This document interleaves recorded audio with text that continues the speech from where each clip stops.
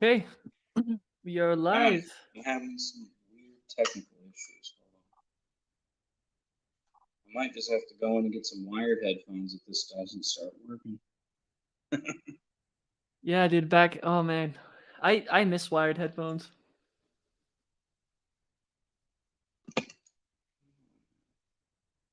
Let's see if they're working now. Because I don't like my phone mic. That's why I like using these. Can you hear me now? I can hear you. Yeah. Hold on. How echoey is it in my garage with just my phone audio? It sounds fine.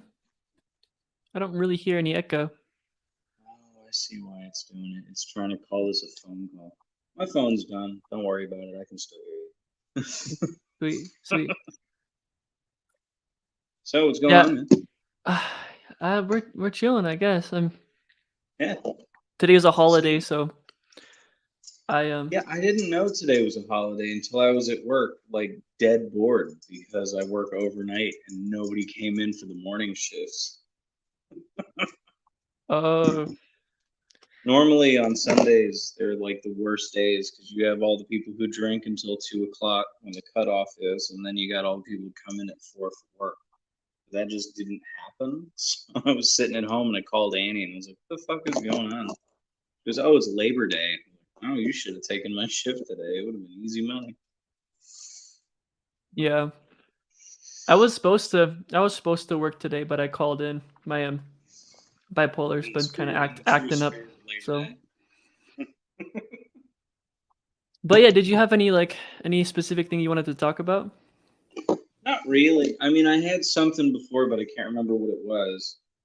I just appreciate a less structured conversation because the structured ones can get like grating after a while. Oh, yeah. Um, Especially when you have like a lot of different people. Did you hear Elon Musk does ketamine? That's been confirmed. Did you hear about that? Uh-uh. Apparently, for years, he's been taking it and saying he takes it instead of antidepressants, which is a terrible reason to take ketamine. But he's also been ramping up his use, which might explain his like super erratic behavior over the past couple of years. Oh, I've never taken it, so I don't know They what. used to prescribe it for a bunch of different mental issues, but it's severely addictive and people abuse it really, really badly. So now it's more like a party drug than anything else. And I mean, like when you look at people like him, though, there's a lot of really crazy beliefs. Like Donald Trump says that he's never exercised a day in his life because he believes it depletes your finite life energy. What He's the been hell? saying that since the 80s. Like, Well, there's a lot of weirdos over there. if that gives me an excuse to not exercise, I'll take it. Yeah, I know, right? I mean, maybe there's something to it. I mean, he's ancient, man. He hasn't worked out a day in his life, but that's what being rich can get It's a good thing I'm filthy rich. you.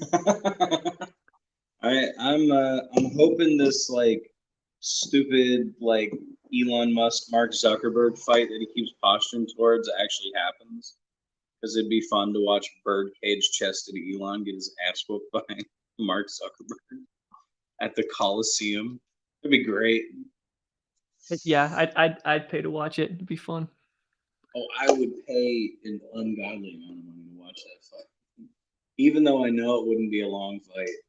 I know it wouldn't because Mark Zuckerberg has actual like medals in BJJ, and Elon Musk has never worked out a day in his life.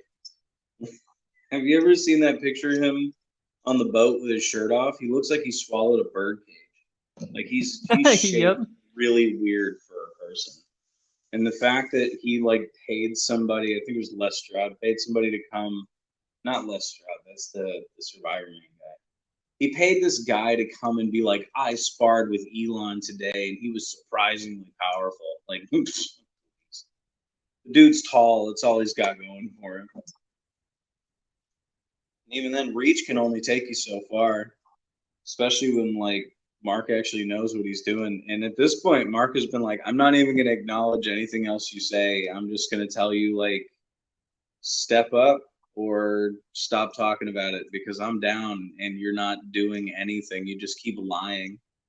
Like the first time it looked like it was going to happen, he told his mom to say that he couldn't do it so that he'd be like, well, my mom said no, Mark, so I guess we won't fight. It was so stupid. Man, I should start taking ketamine so I can become a rich billionaire and destroy a social media company.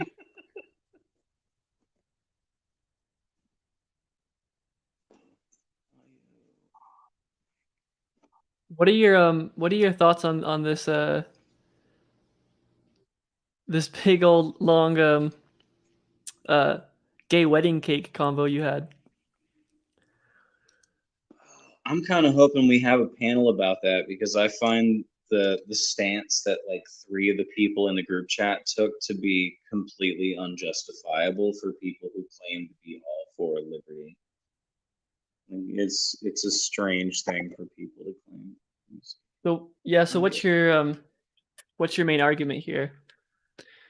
That in Yeah, but order to maximize people's freedoms, we shouldn't be removing them, and we should try to make sure that everybody has access to the broadest amount of services available to them. People shouldn't be openly discriminated against because of the damage discrimination can do to people. So it's a net negative to allow people to openly discriminate in business compared to like the slight negative they may feel based on being like forced to serve somebody that they don't like because of their own bigoted views. now I guess I mean I can ask like the 2016 libertarian question. The if we don't if we say like discrimination is wrong, why can't we like the not so should we force a Jew to bake a cake for a Nazi wedding?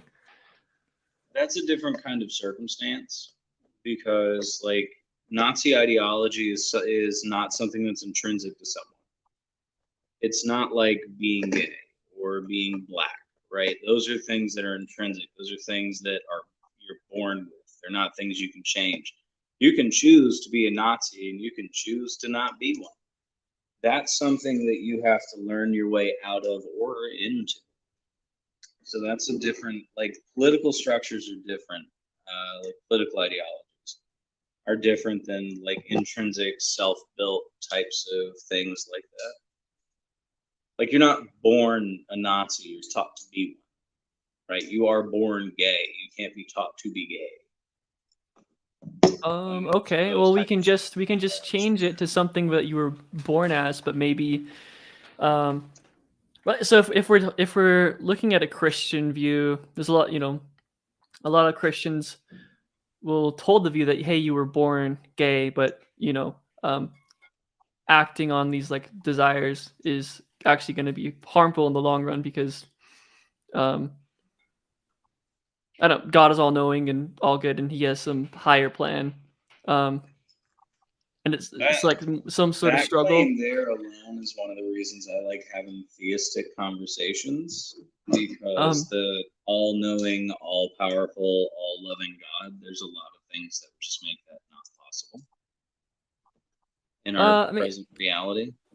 And like you couldn't have free will with a God that's omnipotent and omniscient. Yeah, so I think I largely would agree there, which is why I'm actually like an agnostic atheist. But so like assuming you're a Christian and you hold these views, right? You can hold the view that okay, this person was born gay, but then like in order for their maximum happiness, or in order like you don't want to encourage the action, so we could just make some extreme example. So instead of using a Nazi, it could just be you're being forced to like bake a cake for like a pedophile's wedding or something, where it's like they weren't born like they didn't choose who they're attracted to, right? But there's like an argument to be made that they shouldn't act on their attraction. Pedophilia is different. It's a pedophilia is a paraphilia. That's something that you can get therapy for. It's questionable whether you can actually have that fixed. But pedophilia is, in and of itself, something that causes, like, it does nothing but cause harm. It's entirely predatory. That's where the dividing line would probably be for me if I wanted to make like one specific one. There's a bunch of them, Well, but if I wanted to pick one, it's that like allowing two gay people to be married hurts no one except like the person who's intolerant enough that they don't want those people to be happy. But we see. allowing like a pedo to get married causes a lot of damage to the child physically and mentally. It can lead to acceptance of something that's generally extremely harmful to children and children's families.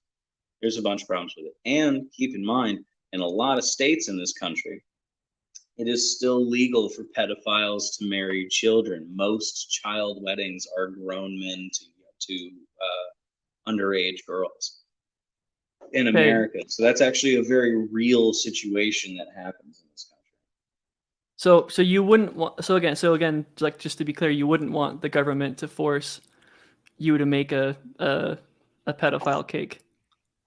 No, because as I stated, it's like an exceedingly harmful thing.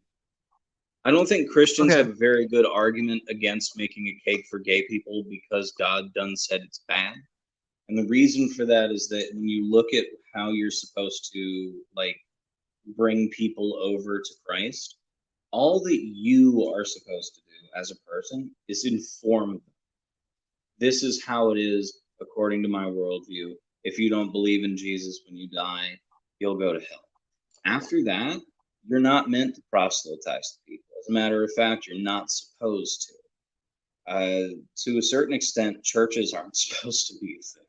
Like you're supposed to have a very personal relationship with God in your closet. Like that was the whole deal. And I mean, of course, that was back in the day when you couldn't openly be one, but like mega churches and churches for profit are kind of a problem.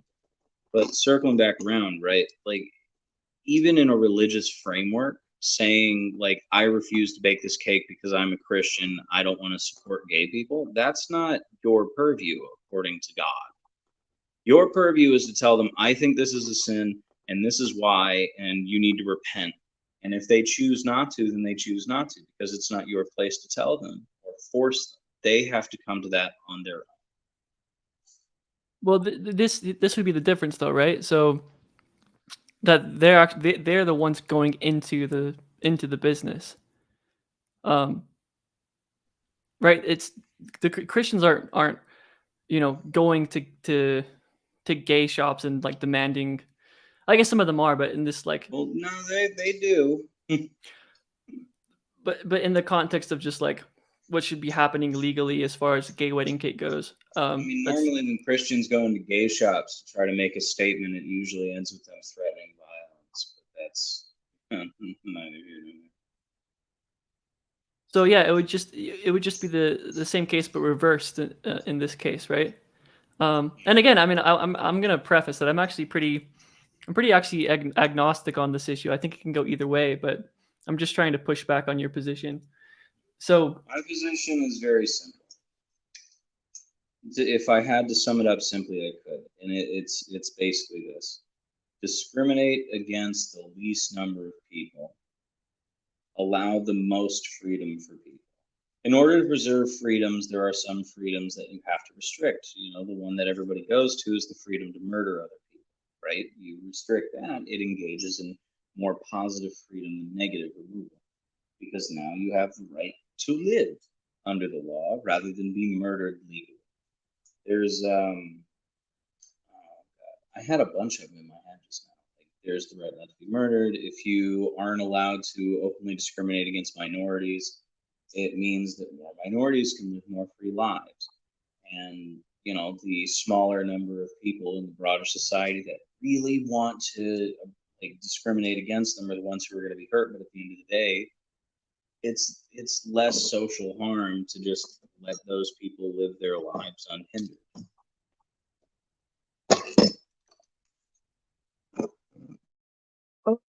Okay, let me sort of paint a different, similar example, sort of with. So imagine me as like a pretty extreme vegan, right? Okay. Now I have a vegan cake shop, and someone comes into my shop and they demand that they don't want a vegan cake, they want a cake with extra dairy in it. Ooh. And the majority of people aren't vegan, right? Like veganism is a pretty like sort of obscure view for the most part. Yeah. Um, like in the UK it's like 12% or something like that, and that's like really high, and 12% is still pretty low, right? Yeah. Um, Now like a lot of people on social media might be like, "What a weirdo vegan, like not allowing like carnists into his shop or whatever."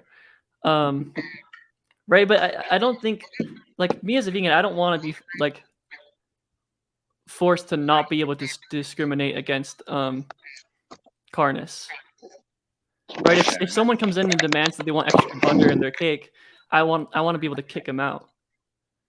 Say go to the shop down the street.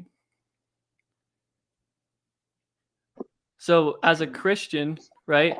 And even if you have sort of the minority view that um, maybe gay action is wrong, not only for you, but like um, yeah. So if you hold the view that God thinks it's wrong to do gay action, whatever, um, it's oh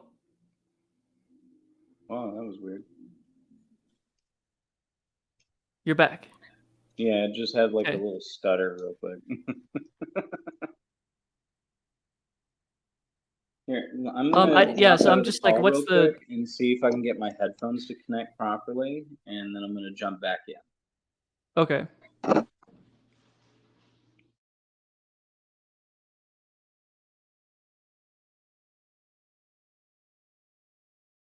How's it going, Jeremy?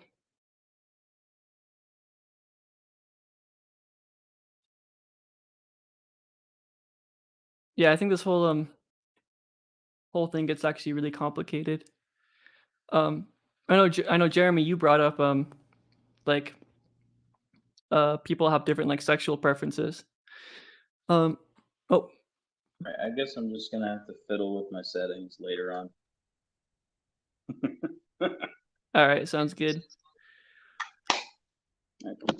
I'm just trying to make sure that you can't hear yourself coming back through my speaker. Is all. Oh, it's been good for me. Okay. But yeah, so I guess the question would be like, why should we allow the government to force me to make the dairy cake?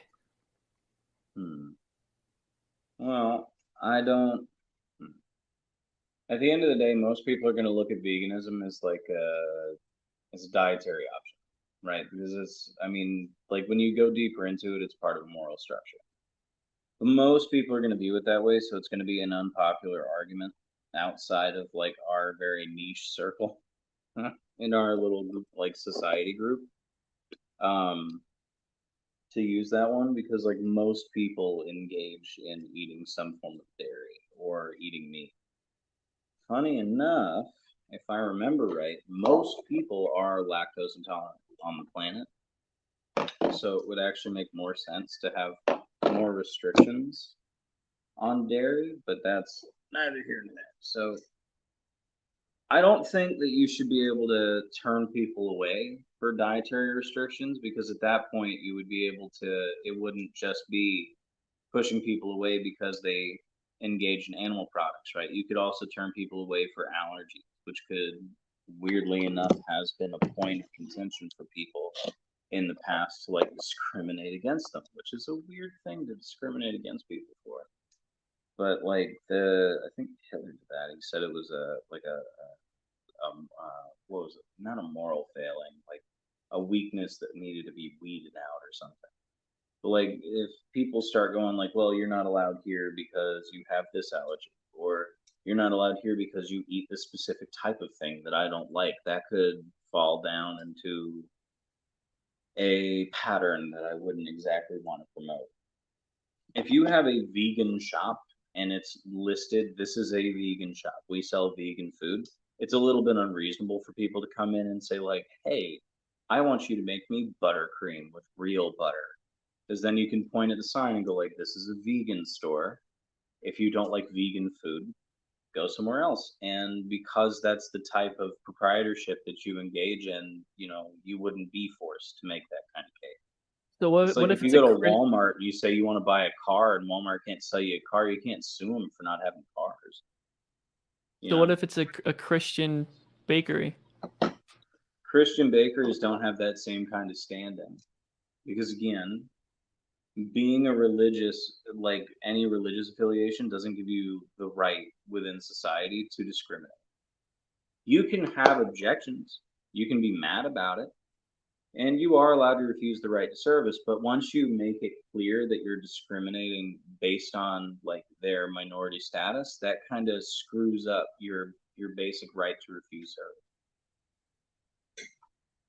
Like you can refuse, like if somebody's racist, they can refuse service to black people all day, but as soon as they make it known it's because they're black, that's where lawsuits can come in because you have to have like an admission of guilt for that.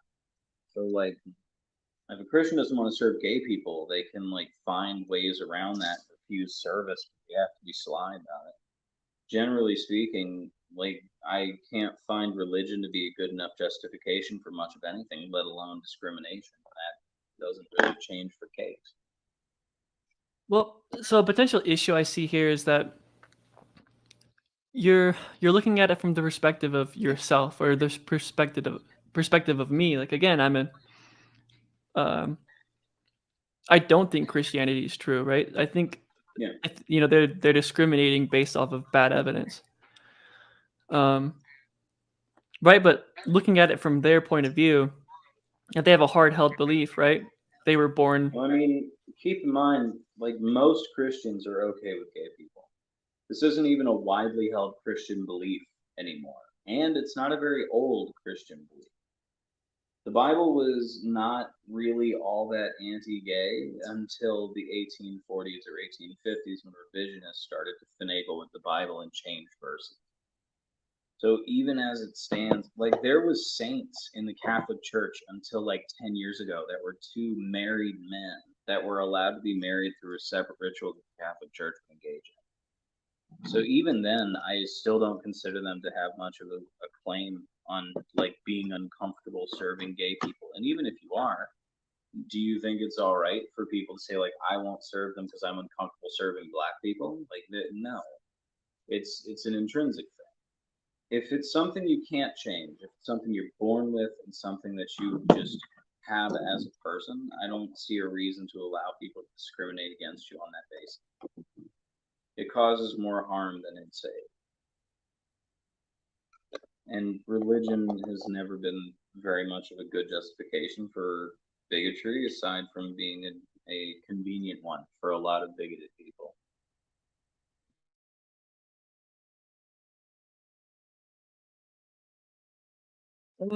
Okay, To my so mind. But I mean, like, you know, I'd like wear certain shit just to stir up shit with those kind of people. So I'm not the most like open-minded about people's religious freedom to discriminate, I suppose. Like, I don't know if you'll be able to see it because my camera kind of sucks. But like, I wear this just so that like it's a good litmus test. It's a symbol that doesn't really mean much of anything. It was just really widely spread during the Satanic Panic. It's the one you would always see on TV and the ads and in the newspapers where they'd be like, look, this murder was a satanic ritual. yeah. Even though it's not a symbol that was actually used by any breed of Satanists or the Satanic Temple, which is an atheistic organization. But I know that people who are going to have a real problem with that are people that I'm not really going to want to conversate in my day to day life when I'm at work. So generally, that'll keep them from talking to me. At my job, I generally engage in really long conversations because I've been able to narrow down my work routine to like an hour, so I can get everything done if I want to take an hour or two to chat with somebody. It doesn't really hurt me. But like, I've only had two people get really mad about it, and they are indeed the kind of people that I wouldn't want to talk to at length, because one of them told me that she prays in the Winn-Dixie parking lot for 3.5 hours every night because she's a warrior for Jesus. And the other guy walks around with facial tics because he claims he has demons in him, real ones, not metaphorical, that make it so that he can't smile or feel joy, and that alone should be enough proof of God for me to believe in it. So it's worked so far to ward off the people that wouldn't have very interesting conversations. It's working for its intended purpose.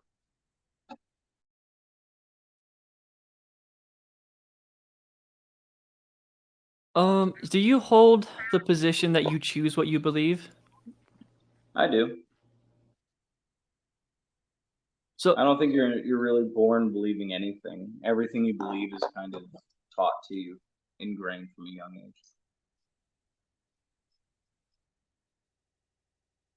Well, it's not always from a young well, age. so Adults can change their minds too, but like a lot of what people believe is things they're taught at a young age that they just have a hard time getting past. okay, so I'll give you this sort of example of what I'm trying to get at, right? So again, I'm an atheist because I'm just simply not convinced that God is real. And but I'm not an anti-theist. Yeah. I think it would be better if God were real, right? So if I could choose to, believe in God, I would, but I just simply don't, right? It's not something that at least in my experience, belief is just something that you either believe it or you don't. You don't like choose to believe something, right? Well, in Is that believing something, that's a choice in and of itself, isn't it? Like, I one more used to time? believe that like Ayn Randian philosophy was good, and then I started to do some more learning, and my mind changed on that.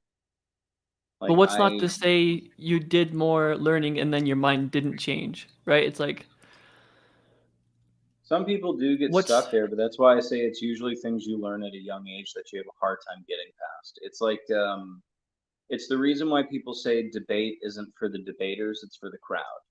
Because if you directly challenge somebody, it's harder to change their minds because subconsciously it's viewed as an attack on their person, like something intrinsic to who they are, right? So it's yeah. harder to get them to see that they might be wrong about something or convince people of your line of thought if you're talking to them Excuse directly. me. Because at the end of the day, when somebody feels as though they've been attacked, they put up walls, even if they don't realize they're doing it. It's a subconscious effect. So like learning, how do I put it, is the reason why a lot of people will say like I'm so happy I found this one YouTuber because they helped me to see that I was wrong about this. But if they like had family members that argued with them about it, they could go their whole lives and never change their minds. Because a direct confrontation is a lot more difficult to get through to somebody than like having them sit by and listen to arguments from the sidelines. I don't remember why I even started mentioning. So I'll kind of bring it back to the. So I will say I agree that there's there are better ways to have conversations. This is like in order to change minds. Like this is why we've seen a rise in like street epistemology. Um, Yeah, but so the original question is, do we do we choose our beliefs or do we just are we just right. convinced once we hear? Yeah, do we choose our beliefs? Is kind of I the would say question. that we do. Like, it's part of the reason that when people aren't taught religious values from a very young age, it's a lot harder to get them to fall into religion when they're older. When you're young, you don't have the same faculties to reason as you do when you're older. You don't quite know how to process thought the same way as an older person does, so it's easier to convince you. That's why kids are so gullible. Their brains aren't fully developed, frontal lobes aren't. And as they get older and those neurological connections form, and then they get more life experience, they learn how to reason through things on their own. makes it a lot harder to convince them of things like that.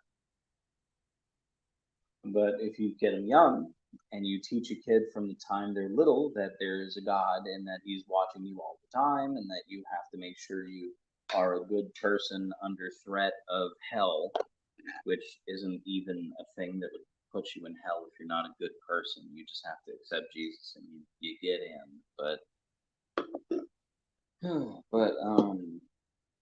if you're taught that from a really young age, it becomes something that you've just known because that's what you were taught, and that's what everybody in your community told you, and that's what was enforced and praised, and that's what makes it so hard to pull people away from it, even if it's irrational.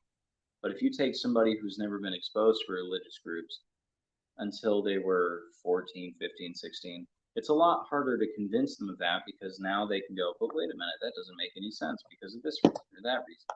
And it makes it easier for them to argue against it. There's Like again, beliefs are taught. there are plenty of Christians that were sort of grew up like in like an atheist household and then were later convinced of Christianity. But you'll notice it's not nearly as many as people who were raised in Christian households. So I said it was harder. It's not impossible. Gotcha.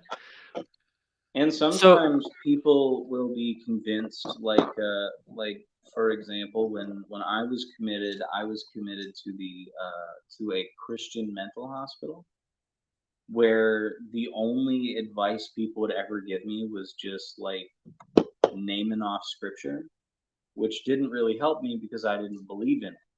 But to them, they thought they were being extremely helpful. But if you take somebody who's in a really desperate situation mentally, or somebody who's like a lot of times it'll be somebody who loses a loved one, or somebody who's in the middle of like rack of grief, they've lost everyone. That's when they become more susceptible to that because it's like, I mean, I'm cynical, but it's like offering people false hope for something that like there is something faster and there is something beyond and you'll see your family again and all that, which I find unbelievably predatory, but that's my opinion on it. so Personally. I But still it's haven't. I easier don't to know if get people when they're in desperate situations to influence them, and that's usually how adults who were atheists when they were younger end up leaning into Christianity is they get introduced to it in a very low point of their life. In my experience, I don't really have any like stats to back that up. That's just the majority of what I've heard from people who were like that. I don't know if this is really an answer to the main question on the table. So okay, so we've established that there are a lot of people. There's a lot of things. Kids growing up into a Christian household and sort of being indoctrinated. The kids didn't choose that belief, right? And then it sounds like you're saying, well, if you sort of look at, you're not indoctrinated, and you sort of look at beliefs um, later on in life, like perhaps maybe that's a choice, right? Mm-hmm. Um, and I'm struggling to see how that is a choice. So I'll go back to me again, right? So So, I'm convinced of atheism, but mhm. I I would rather not believe in atheism, right? Yeah. Again, I'm not an anti-theist. So how would I choose to believe in God if I'm just not convinced of it? Well, a lot of people choose it because they decide like, well, faith means like belief without evidence. So a lot of people deem it a very personal thing. Some people will say that they've had personal interactions with their God of choice, or they've spoken to them, or they've had, these epiphanies, usually during dream states or while they're on drugs, a lot of the time, and So it'll me as someone convince who's them. not convinced that those are reliable, how Yeah, how can I choose those I mean, if I'm it's not convinced? choice is something that's not. I mean, you can choose anything. I can't think of a rational reason why you would, but believing in a God, to my mind, is something that's irrational on its face. It's something with no evidence, and quite often, if you look at the Bible, which is supposed to be the written word of God, it's filled with contradictions and falsehoods about science and contradictions about its own predictions and things like that. So I just can't begin to find anything rational about it. But some people do. There's people who think that the Bible is right word for word, like Greg Locke. Yeah, It sometimes choice isn't something rational. It's just something that you believe very deeply, and you just decide to roll with. yeah, because I mean they were convinced, right? So Yeah, I'm not convinced. They were convinced. Um, and so I can check off the list, right? I can read the Bible and say my prayers and go to church and right? I can do all these things. I can check off the list. I can sort of take belief action, but at the end of the day, what I'm convinced of is what I'm convinced of. So I can take yeah. all the church actions, but at the end of the day, I still don't believe in it, right? So Well, if you again, started how would I choose surrounding that belief? well, that could change. If you start surrounding yourself with people who believe in it and people who talk about it and put very strong faith in it, and you start going to churches and you start hanging out with this group of people more than people who don't, and you start engrossing yourself in that type of community, it makes it a lot easier for you to go, maybe this is real because look at all these people who believe in it. A lot of people say that they're Christians because there's a lot of Christians, so like all those people couldn't be wrong. That's a genuine line of thinking from a pretty decent portion of the Christian population, as done by polling. So like for some people, it's not a matter of like, is there evidence? Could could you even test for it? It's a very simple. A lot of people believe in it, so therefore they must be right. Is it's not always a rational thing, and I would argue that most of the time it's not, if ever, it's not a rational thing. Because a lot of people will say like I fell on hard times, and then all of a sudden, like a bunch of good stuff happened all at once, and that must have been God reaching in and altering my life through divine intervention, and that's why. Like there's a bunch of stuff that can happen to people that will just convince them of that because we are ultimately a puritanical Christian society. So, all our media, songs, movies, books, it's all full of that stuff. So, like, it's always there in the back of your mind. It makes it easier to start noticing patterns that aren't really there to make you believe in it. It's just, it's the same thing that would happen in India with Hinduism or in Saudi with Islam, right? Like, that's why people when they die and they say that they see paradise after they die or they see hell, it's never the same thing. It's always whatever the religion they already believe in or the religion they grew up around dictated that they would see. It's all just a matter of convincing in mind. It's difficult to get away from, honestly. It's a matter Well, of like I used to have a coworker. He was an atheist until he was 35, and then one day, like I think his wife got cancer or something, and for some reason that was the first step to him believing because she had a fairly successful trial with chemo, and he believed that it was because he started praying that she got better, and that's just what made him believe that God was real. Like there's just yeah, it's usually in there, times of hardship. there's a there's a Ben Folds song where he sings about this guy at a who at a party got stuck in a tree after being on like a bunch of acid, and then the next morning came down as a born again Christian. Yeah, So, but yeah, there's all these different examples of people sort of changing their beliefs, but again, did they choose to change their beliefs? yeah, So earlier you mentioned how someone could maybe choose to so like someone can like put themselves selves all into like Christianity or whatever, and then yeah, eventually as they're surrounded with all these people, um they can like that's a way of choosing to believe because eventually like psychology you'll sort of trick yourself into believing it. yeah. um It's wanting to well be I, part of an in again group and realizing that everyone around you believes in this, and you think they're all good people. So you just all believe in it for a reason. Therefore, you should too. It's again I'll human use me as psychology is an interesting thing. I'll use me as an example again, right? I've literally done that. I have literally, like, I have, um, put myself into all the, C.S. Lewis books and William Lane Craig, and I've, opened myself up to some sort of spiritual experience, and it's just pushed me further away, right? Yeah, I'm more atheist that's now been than my I've ever been, experience in general. right? So it's like this is something I've even tried to choose, right? And I'm Yeah. still not convinced. I yeah, I don't hold the view that people choose their beliefs. They either believe or they don't. Well, I think generally speaking, like if you believe something, that's something that you believe, like by virtue of that, I'd say that that's a choice because those things can change, right? If it wasn't a choice, they wouldn't be able to change so easily. Somebody could be a totally normal person and then spend 4 years on 4chan and end up shooting up a mall because they were influenced by like the neo Nazis on 4chan.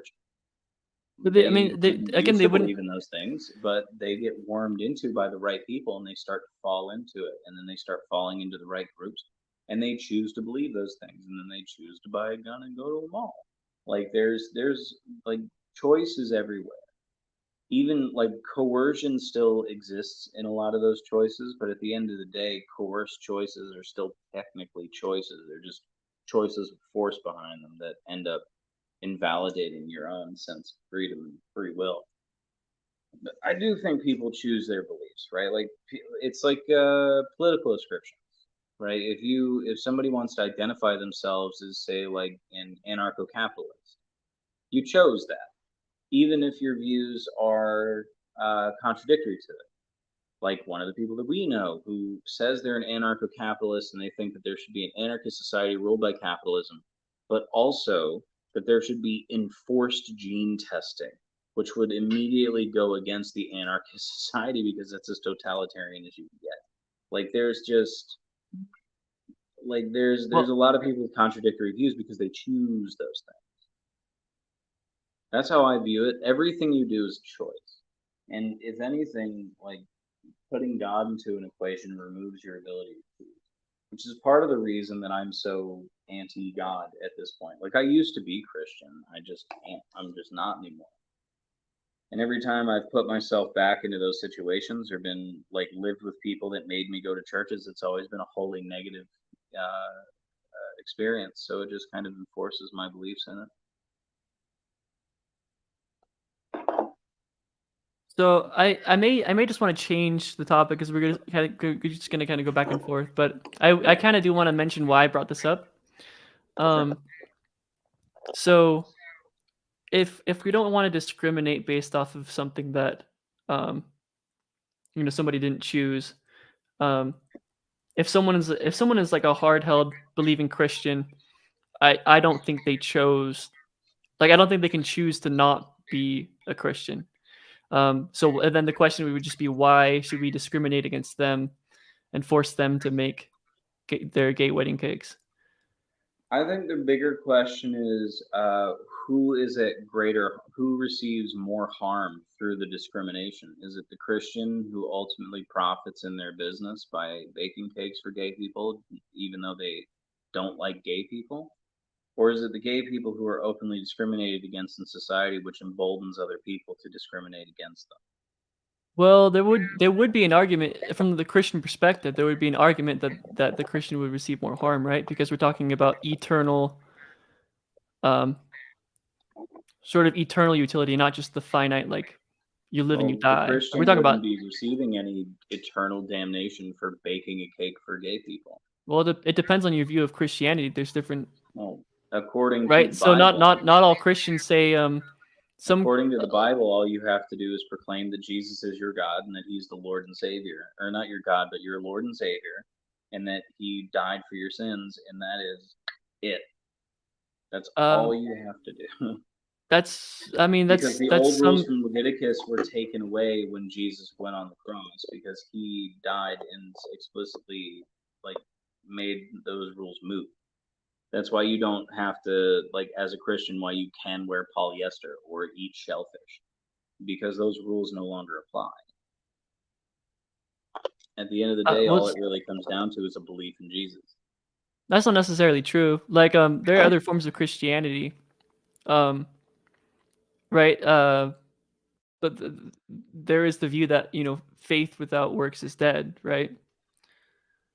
Say that again. There's the view that faith without works is dead. That it's not just about accepting Jesus. Like there's work you need to do as well. I'm Like just, I mean, like from the source material. That's where it is. Different denominations have different beliefs on it, but at the end of the day, if you read the Bible itself, that's essentially what it boils down to.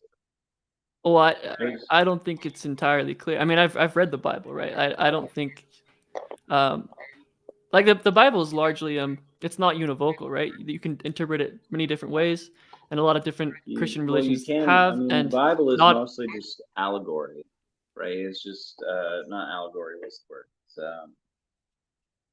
like Psalms and Tales, cautionary word, like things like that. Like the reason it said that you shouldn't consume of the blood was because back in the day, eating undercooked meat was something that would just kill you if you had a parasite. But now we can treat it, so we can eat our meat undercooked. It's old rules, cautionary tales. Like Noah's flood, right? That's one of the big ones that like proponents for biblical realism kind of have trouble with because there's no evidence for it. And as a matter of fact, there's a lot of evidence against it. It's some sects of Christianity take the Bible as like the whole truth, and that's why there's young Earth creationists and even old Earth creationists, which is kind of strange.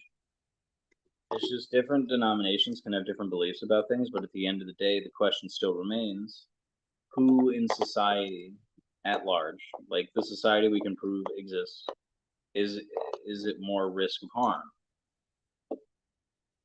Is the Christian who continues to bake cakes for the gay people going to be harmed publicly or socially because they baked cake in a meaningful way? Being part of, like the broadest, most powerful religion in the country and almost world renowned? Or is it the gay people who are just barely able in the past couple of decades to get enough rights to be on like legally on equal standing with everybody else? Right? Like there's no, I don't see a reason to allow it to happen because that would just be backsliding. And right now we can't really afford to backslide. Yeah, so I mean, yeah, I do hold the view that if harm is sufficient, then there should be, then we should force Christians to make cakes for gay weddings. The issue is is the harm sufficient? Like is the loss of is the harm of the government coming in and again forcing us to make decisions against our beliefs, is that harm greater? And I don't think it's entirely clear which one is true. I mean, even as recently as the 80s in the South, gay people would get brought out to the boonies and like beaten to death for being gay. Like that's part of the reason that I'm like kind of concerned with the idea of that backslide, because we're really not that far removed from a centuries old tradition that's only recently dying out. And it still happens today, it's just not socially acceptable. Like we got a lot of ground to cover before we're on safe enough ground with that we can start thinking about allowing people to like discriminate in that kind of way. There's still a lot of like social issues and like societal problems that we need to fix before that's even like a proposable thing, to my mind. So our friend Jeremy brought up I thought it was a really cool point. In one of our our like communal streams, society project streams, where it seems like society tends to move faster than like government policy does, where it's like we didn't get gay marriage until like a couple of years ago, where 50 years ago there would have been churches that would have done gay marriages. Well, churches so in that, are largely responsible for not getting gay marriage passed, like religion in general, lobbying. Well, even even 50 years ago, there would have been stuff like that. There would have been other religions or other, more progressive type of Christians and stuff that would have done the gay marriages, right? Like Well, at the there's an time, argument to they be could made. do what do you call it? It wasn't called a marriage, but it was kind of like one. It just didn't have the same legal protection. So Yeah, so there's an argument that you would have uh legal protections like sort of faster. So why what would that was not be true with like wedding without the cakes? government enforcing like the churches allowing gay marriage, the churches will do that on their own. Like Jeremy puts a lot of like way too much stock in like the goodness of awful people to change without any kind of force. It's one of the bigger issues that I have with him, and that's a prime example of it. Is like if government weren't involved, churches would have started doing like there would have been churches doing gay marriages 50 years ago. I doubt. Like 50 years ago, it was people still thought that only gay people could have AIDS, and it wasn't even called AIDS. 50 years ago was the 80s. So that was still, or no, was it the 70s? Hold on. Yeah, no, that was the Math is 70s. So at the time, it was still called GRID. It was the Gay-Related Immunodeficiency. So like at the time, there was a lot of government pushback on study of AIDS because of religious reasoning, because they thought that it was a plague brought down by God to punish gay people. That is a preposterous statement for Jeremy to make, which is part of the reason that I want to talk to him directly, specifically about his ANCAP ideology, because I think that ties pretty closely to that. Because I have never heard a convincing argument for anarcho-capitalism, and I'd really love to hear his justification for it and see if he might be able to pose a decent enough argument for it, because he's more educated than most of the people that I have heard try to argue ANCAP. So that might be fun. Of so course, I think he's more of a minarchist than an ANCAP, but that's something I'd bring up with him. so you should talk to Jeremy. Although it sounds like Jeremy gets a lot of his ideas from a philosopher out of Boulder, Colorado, Michael Humer. So I'm if not you laughing at him for doing that. It's just like philosopher from Boulder, Colorado is such a weird statement you wouldn't expect to hear. Because when you think of philosophers, you think of like the old days, right? Like this philosopher from Greece or India, like broader statements. A philosopher from Boulder, Colorado just sounds very I'm a yogi because I did yoga for 2 years kind of deal. Like it's just funny to me. Like yeah not to discount the philosopher himself. I'm sure he's brilliant, but it's just a funny statement. yeah it's funny. A lot of people sort of view philosophy as this old thing, but there are a lot of modern day philosophers um, contributing to society and Oh yeah, writing fill philosophers papers. still play a big part in our society, even though people don't think they do. I guess I just wouldn't expect one to come from Boulder. Um, yeah, so Michael Yumi's got quite a few books out there. He's got quite a few like he kind of goes on really any and every podcast. So there's a lot of You streams you said can watch Matt of him. Taibbi? What? You say Matt Taibbi? No. Oh, I thought that's the name you used because I was gonna say that guy is like a pure huckster. Oh no, yeah, no. He's Michael Humer is the guy. Michael Humer's right. Okay. Yeah. Yeah. ANCAP stuff, like every debate I've seen for it has kind of devolved into like without taxes, how would we fund bridges? And then they go, well, we could allow companies to sponsor the bridge for a certain period of time. So this would be the Pepsi Bridge in New York City. And you like, what would incentivize that? Why would we trust them to do it? I just think it could be kind of a fun conversation to whittle away at for like an hour. Oh, for sure. Because Yeah, I mean, it's a strange ideology to me. Yeah, I'm not an ANCAP either. I'm not a libertarian. But I'm not really partial to anarchist ideology anyway, because like with this number of people and like the drastic population we have and supply lines that we need to maintain. I just don't see anarchism working. But I mean, hey, somebody could prove me wrong one day, and then I could change my mind. Yeah.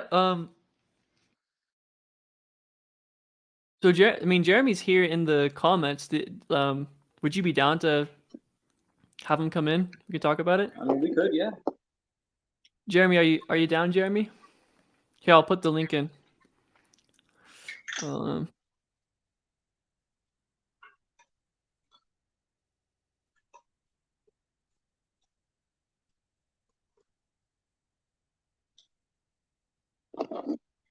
But based on some of the things that he said, that's why I said I think he might be a little closer to minarchy, but I'd have to ask him how he feels about that, because that is a direct, as I understand it, minarchism is a direct split off from anarcho-capitalism, from a sect of anarcho-capitalists who believe that an anarchist system wouldn't be able to adequately protect the capitalist system, so they would need some form of a they call it like a night watch government, something like that. I haven't really delved super deep into it. Like, I still don't know what that like night guard government means, because I just haven't had the chance to read about it yet. But I know that that's the phrase that I read when I was reading about it. And that just was like, I don't know if I have time to go down that rabbit hole today. Sure. Yeah, that's pretty like oh, I heard there's like a political sort of like theory about there's a name for it, but you basically use prediction markets to make policy. And I was like, oh, that sounds interesting. And then like I opened up like a Wikipedia article and I was like, too long, didn't read. Like I don't have the energy to. That's like right now that I feel like the most pertinent comparison I can make to like learning about political ideologies is like falling into the Warhammer rabbit hole and trying to learn anything about the Warhammer 40k universe, because like you have to learn about probably 20 different named characters throughout like 40 years of books and all these other split off factions and all this shit. If you really want to learn about it, it's like a really serious rabbit hole to get into. And every single time I try to read about like new political ideologies, that's exactly how it feels. It's like, if you look into the Demonculava, which I don't recommend doing as your first thing looking into in Warhammer, because it is probably the most gruesome thing in the Grimdark universe. It's pretty gross. But if you want to look into that, you have to like, all these other names will start popping up, and then you have to read about them to fully understand their contribution to it. And then different legions will pop up and be like, who the fuck are these people? And you have to read about those. And that's how it feels looking at political ideologies, because you could type in like anarcho-capitalism and you're like, okay, so here's 9 different people who are considered big figureheads for this ideology, and I have to read about all of them. And then I have to read about all these people that inspired them and all these split off factions for it. And I just usually don't have the free time in my day.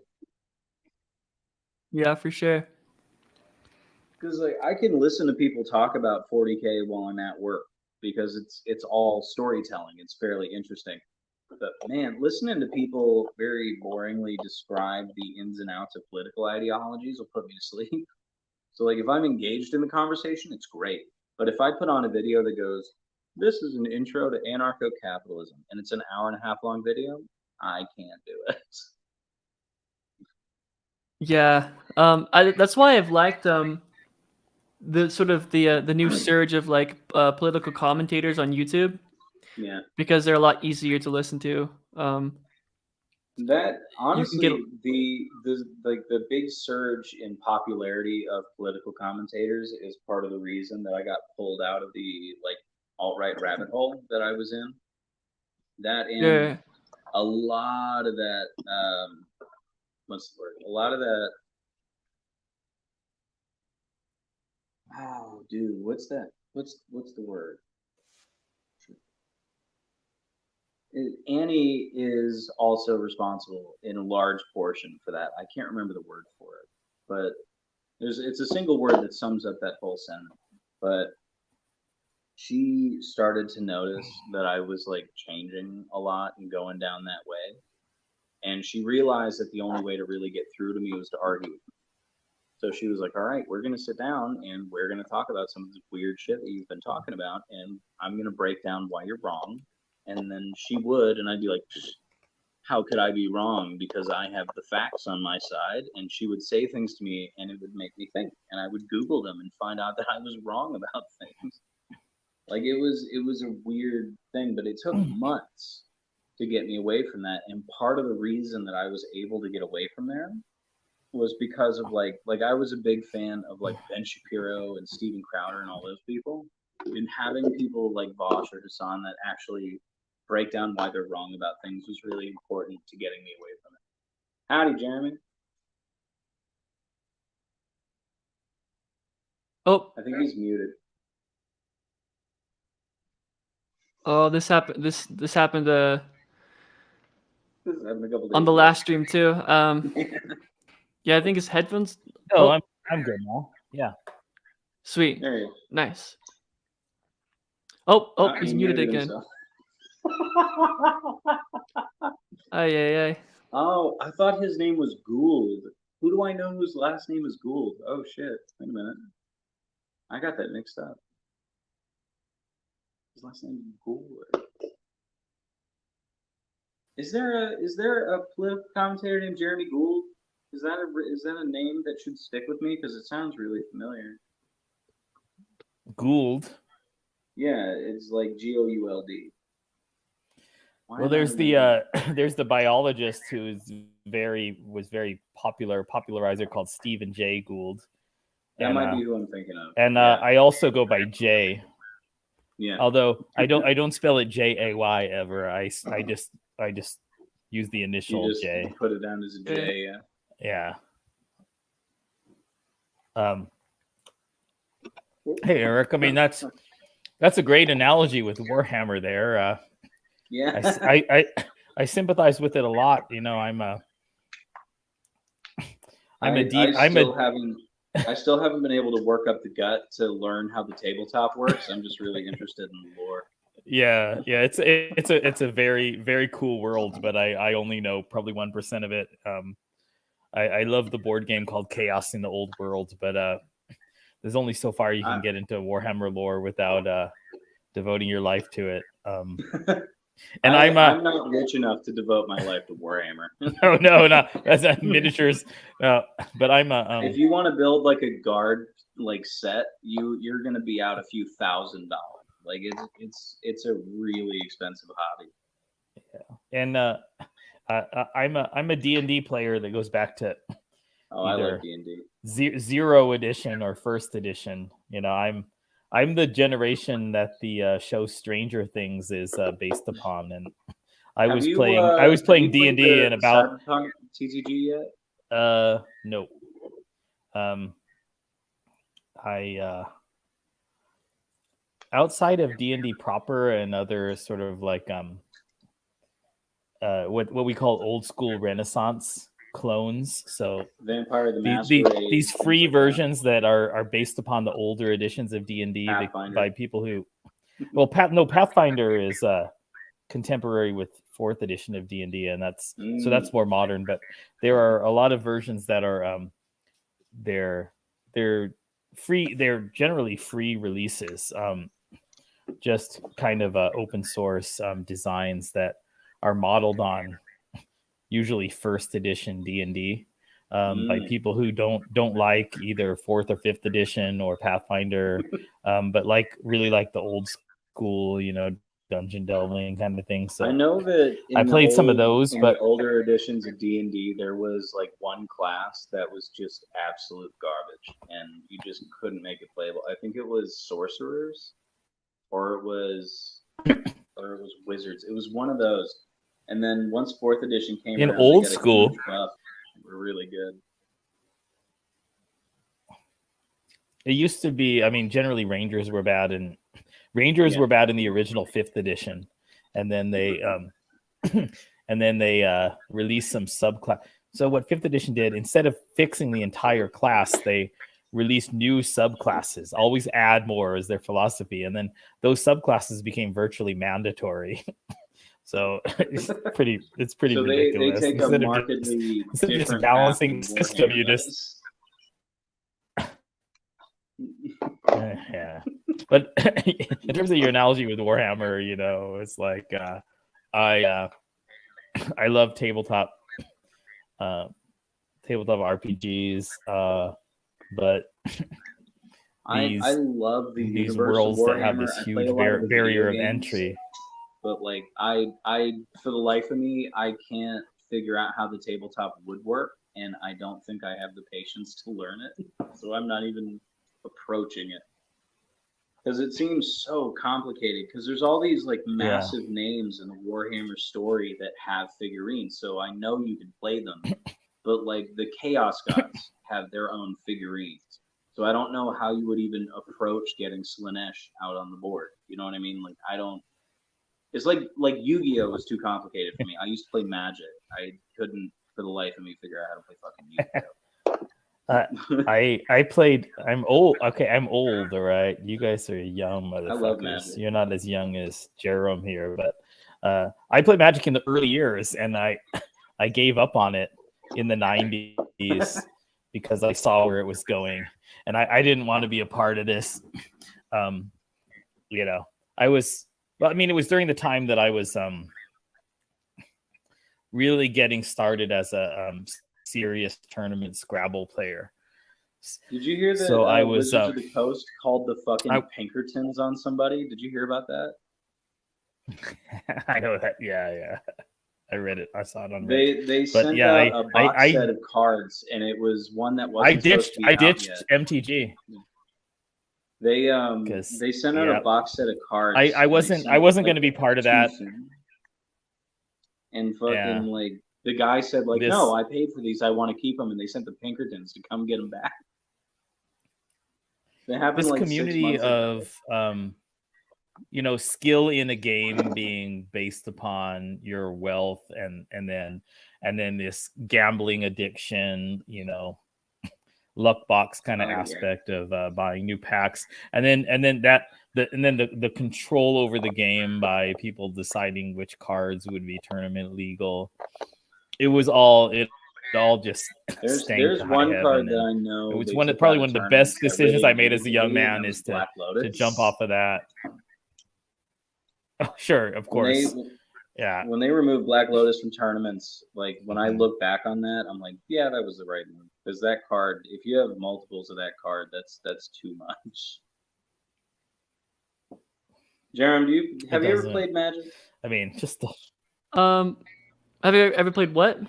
Magic the Gathering. It's a card game.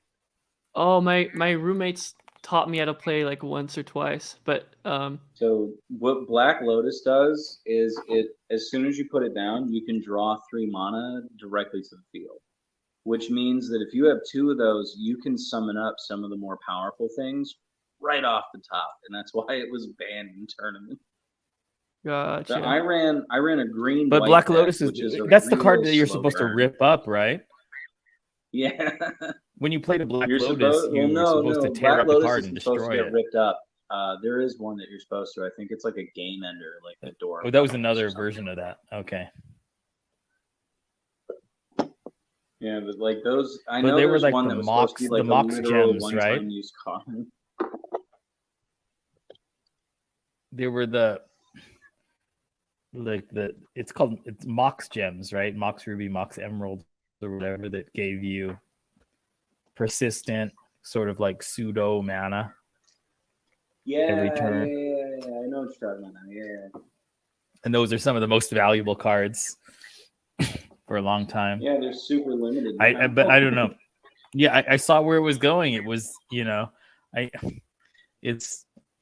jumped. But I mean, if I hadn't had my like a gaming addiction fed by tournament Scrabble, then you know, I can't promise you that I would have resisted that the pull of that corrupt, you know, disgusting gaming system of MTG. But luckily, I had a Magic you know, Gathering luckily I got out of it over like 4 4 years, and the only reason I stopped playing was because when I was homeless, somebody stole that deck out of my bag, and I just didn't want to go through the trouble of trying to remember how it was built and rebuilding it.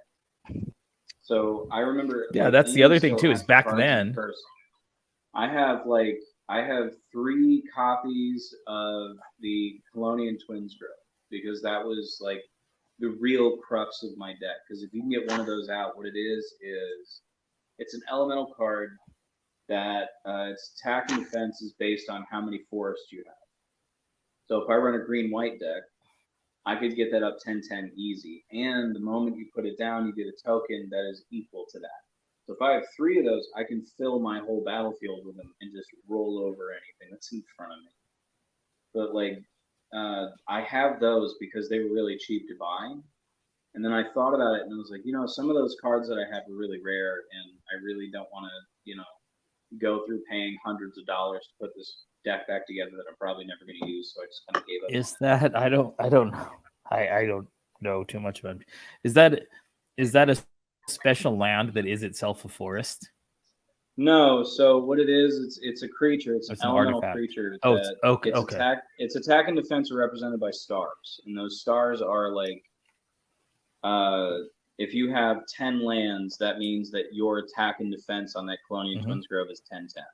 And then it comes with a token immediately that is also 10-10. So it is markedly unfair.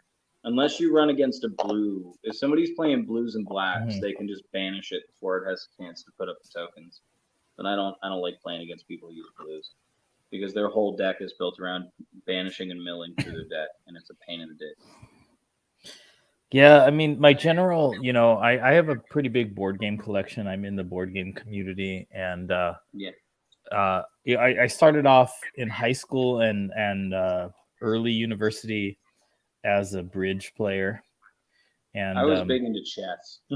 And well, now I'm playing chess. Now I'm trying to get my chess game up online, but yeah, I started off in duplicate bridge, and then I discovered Scrabble, and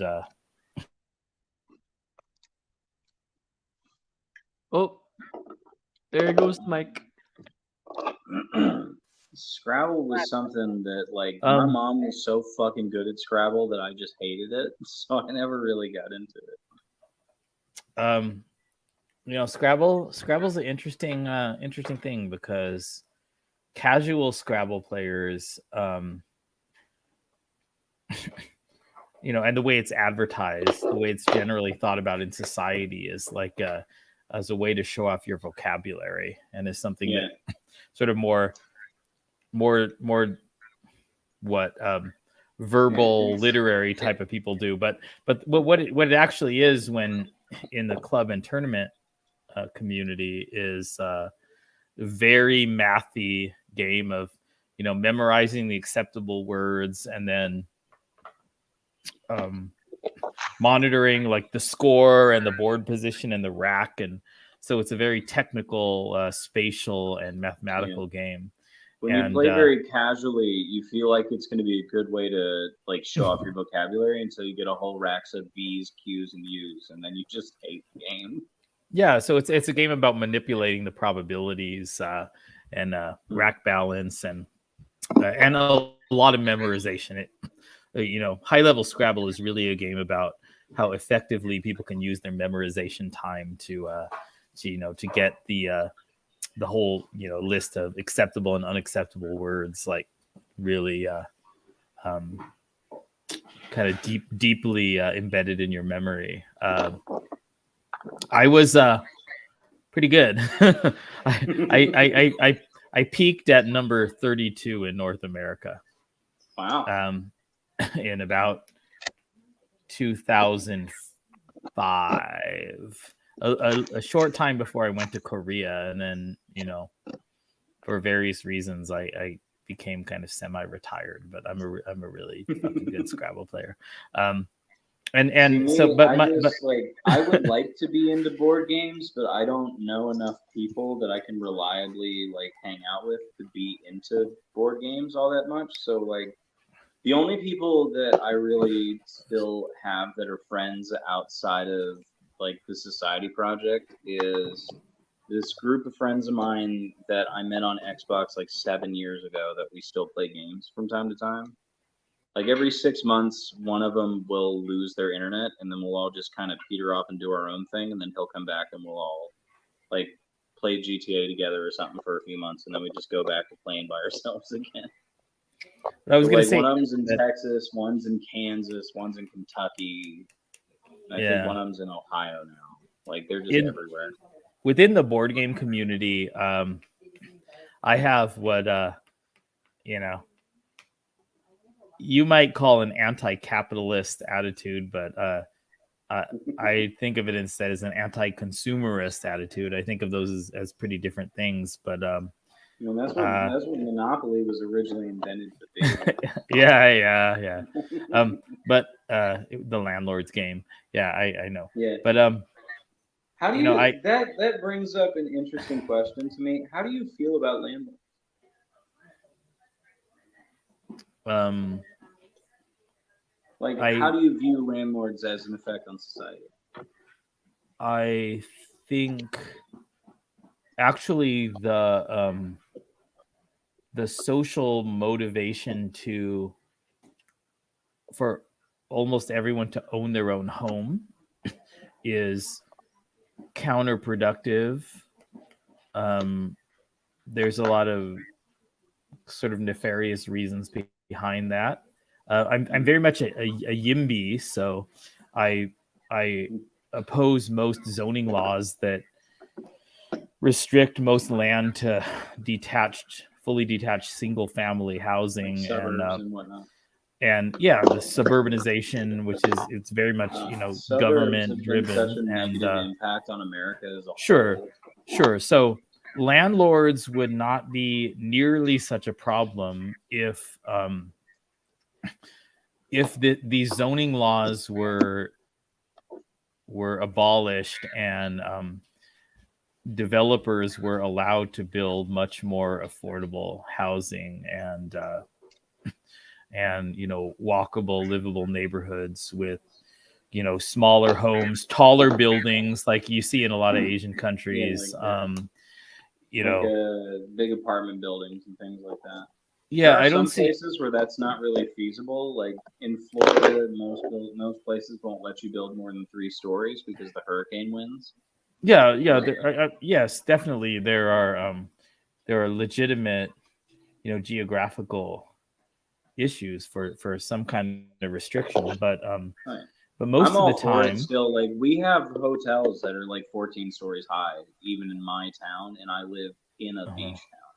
So like I know it's doable, and I would really like to see more larger buildings, more affordable housing springing up. But like Eric, the idea that in another town is an affordable housing project where the rent is like $2,200.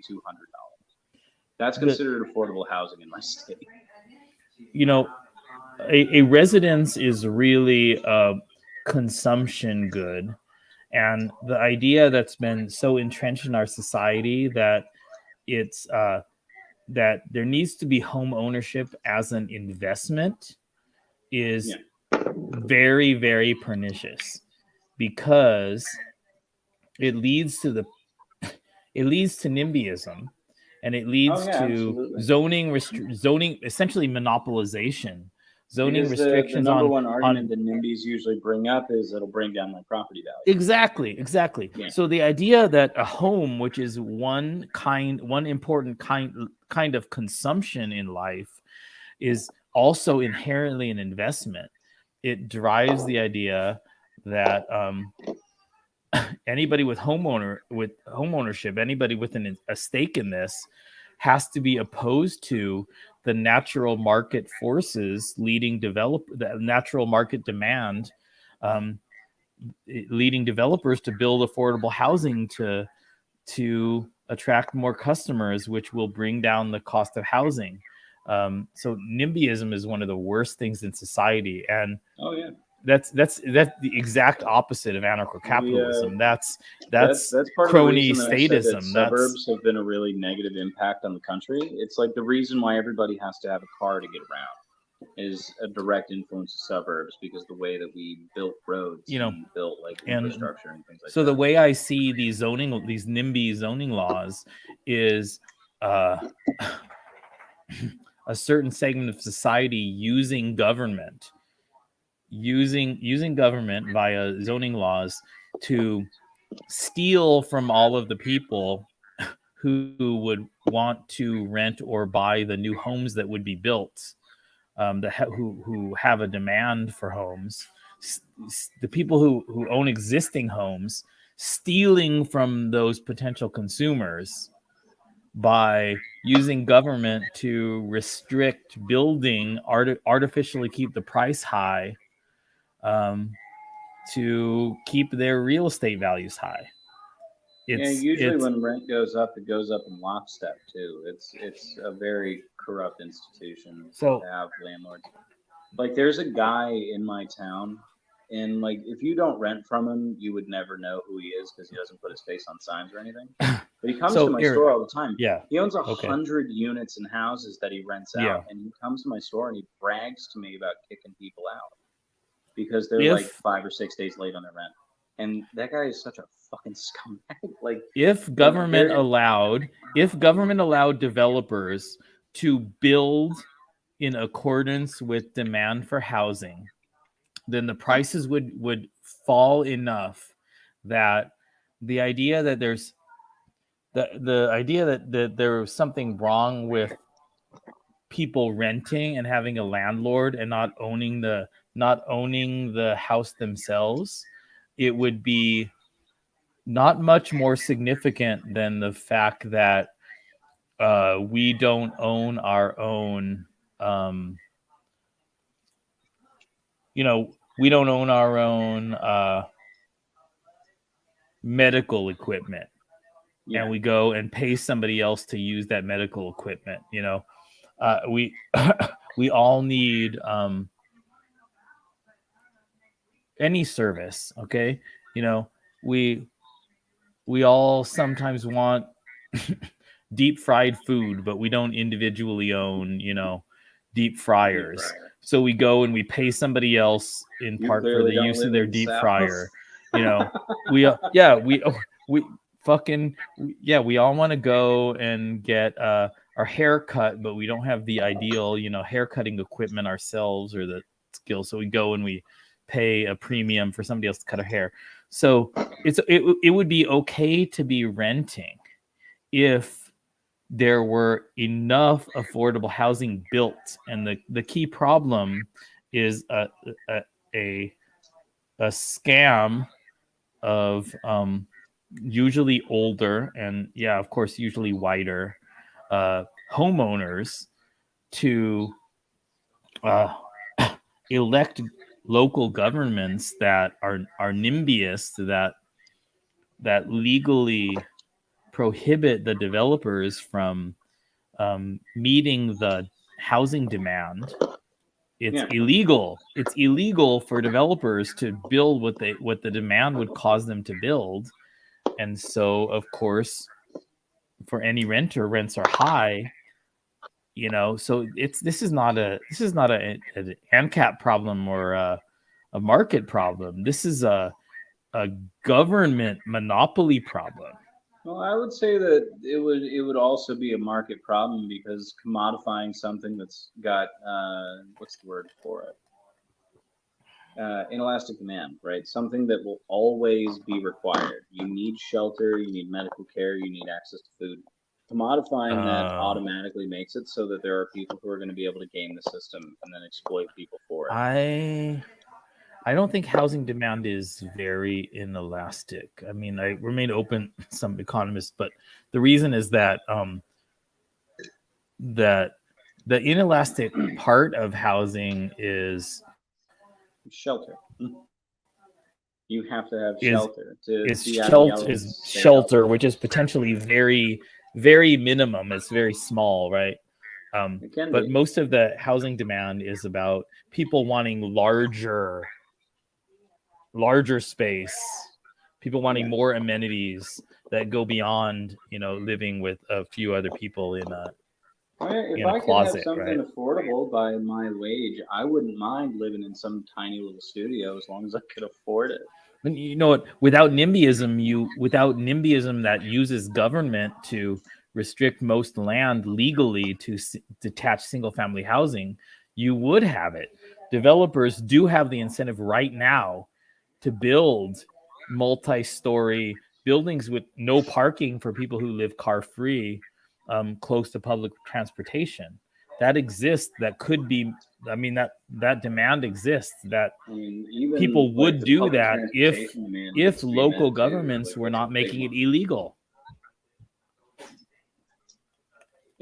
Aren't NIMBYs, I might remember this wrong, but aren't NIMBYs also partially responsible for like the lack of public transportation being pushed in America I think so, alongside yeah. the automotive industry? It not just the lack of building it, but the destruction of it. Yeah. Because in the early 20th century, a lot of these, local trolley systems existed, and then the suburban car culture caused them to be demolished. Mm-hmm. And then there was like one of the people I like to point to because everybody's familiar with it is Elon Musk. Every time he tries to come up with an idea for public transit, people go like, "Why not just build trains?" And he goes, "No, we need the Hyperloop because you can drive your car into it and it'll suck you from LA to San Francisco in 20 minutes." It's like, yeah, but you still have to have a car for that. Why not build trains? Have all-day buses. Like the subway in New York is a great thing. Weird shit happens on the subway, but it's public transit. Weird shit happens on buses during the day too. I would much prefer to be able to ride the subway anywhere I wanted to go. Yeah, weird shit happens in cars, or at least bad shit happens in cars. Cars are one of the leading causes of death. Public transportation doesn't have anything like the same death and injury rate. Danger on the road. Yeah. Because having untreated ADHD as an adult means like it's considered deadly widely by the medical community because you like randomly will just kind of forget where you are or what you're doing. Because your brain just decides to go in a weird direction. And if I'm driving and that happens, I could careen off the edge of a bridge or crash into somebody else and not even realize I was going to. Like it would be a lot safer for people like me to have access to public transit, but because I work at night, I'm walled off from it. I have no option for public transportation. Between 6 a.m. and 6 p.m. is all that it runs. And 6 p.m. is not late enough. And you know what, Eric? Public transportation is a very good thing, but it's the second tier of a solution to people having good lives. The first tier is the 15-minute walkable city. Yeah, see, the walkable, bikeable access to the essentials of life. Yeah. Yeah. That's the first. The first tier doesn't even require the public transportation. It means you can get food and all basic life services, including we could build towns like Germany does. In Germany, almost everybody rides a bike everywhere most of the time. It's a huge culture there because their places are small enough that they can do it. Like it's something that I really appreciate. Even if I have to ride my bike somewhere, I have to ride my bike to work. It's 2.5 miles each way. And that's not very far considering how far some people, like my mom used to drive 45 minutes each way to go to Temple from Colleen so that she could work at a hospital. Like this, it's too much. It's way too much. Yeah, there's especially not that public transit. There's this term orange pilled these days. Are you familiar with orange pilled at all? That I think most Americans somewhat familiar to me, but most Americans probably because there's like 50 different colors of pill. Yeah, sure, for sure. I know there's probably a tendency for Americans to associate orange with Donald Trump, but actually, the orange pill movement refers to the Netherlands. Orange is the color associated with the Netherlands, right? And being orange pilled essentially means look at the urban design culture of the Netherlands and the lack of dependency upon cars and realize that U.S. cities, they face a choice. They could follow similar principles and resulted in much better lives for the people. We were supposed to be disagreeing. I think we're fucking agreeing on a lot Yeah, I of want stuff. to. Yeah, I want to hear some disagreement. How do you I want to hear feel- you guys. There is All right. something that we might disagree on. How do you feel about free healthcare? So real quick, I'm actually gonna pull a Carson and leave for a little bit, but I'll leave this up Okay. so you guys can Okay. can argue. Yeah, man. Take care, Jeremy. Yeah, you're coming back, right? Yeah, I'll be back in a minute. I just need to eat some dinner. I'm very hungry. Oh yeah. So Yeah. Bon appetit. I Free healthcare. think that markets work to allocate resources in healthcare the way that they do in other valuable goods and services. So, I feel that we. there's always this. Wait, Eric. No. You have to. No, Eric. Yeah, you asked me a question. Let me answer it. Okay. You and I are probably the most, personality-wise, we're probably the most similar of all the people in our group. We're probably the most people, the two most likely to be accused of dominating conversations of anybody in our group. So, but at least let me answer your question. So there's always the question when somebody has a fundamental radical view of political structure. There's always this distinction between what would things be like in the ideal society and what are the most pressing things that should be changed today, right? There's the utopia, and then there's the sort of local proximate goals. What should we focus on changing right now? So I'm a ethical consequentialist, so that means I have a very strong egalitarian viewpoint, because clearly, any ethical consequentialist ought to value the more fundamental needs of people being met before the higher level, more kind of luxury values, right? So, I'm not going to deny that. I'm not just not going to deny. I'm going to say that, of course, the consequences of people not suffering from easy curable diseases or easy treatable conditions, or not suffering from the fear that comes with the uncertainty of knowing that things that you need to keep yourself and your family alive is vastly more important than having wealthier people have access to additional luxuries. That's obvious. So that kind of, egalitarian sense, that it's like John Rawls talking about, Minimax, like bringing up the quality of life of the people who have it worst is a very high priority. So what I would say about free healthcare is that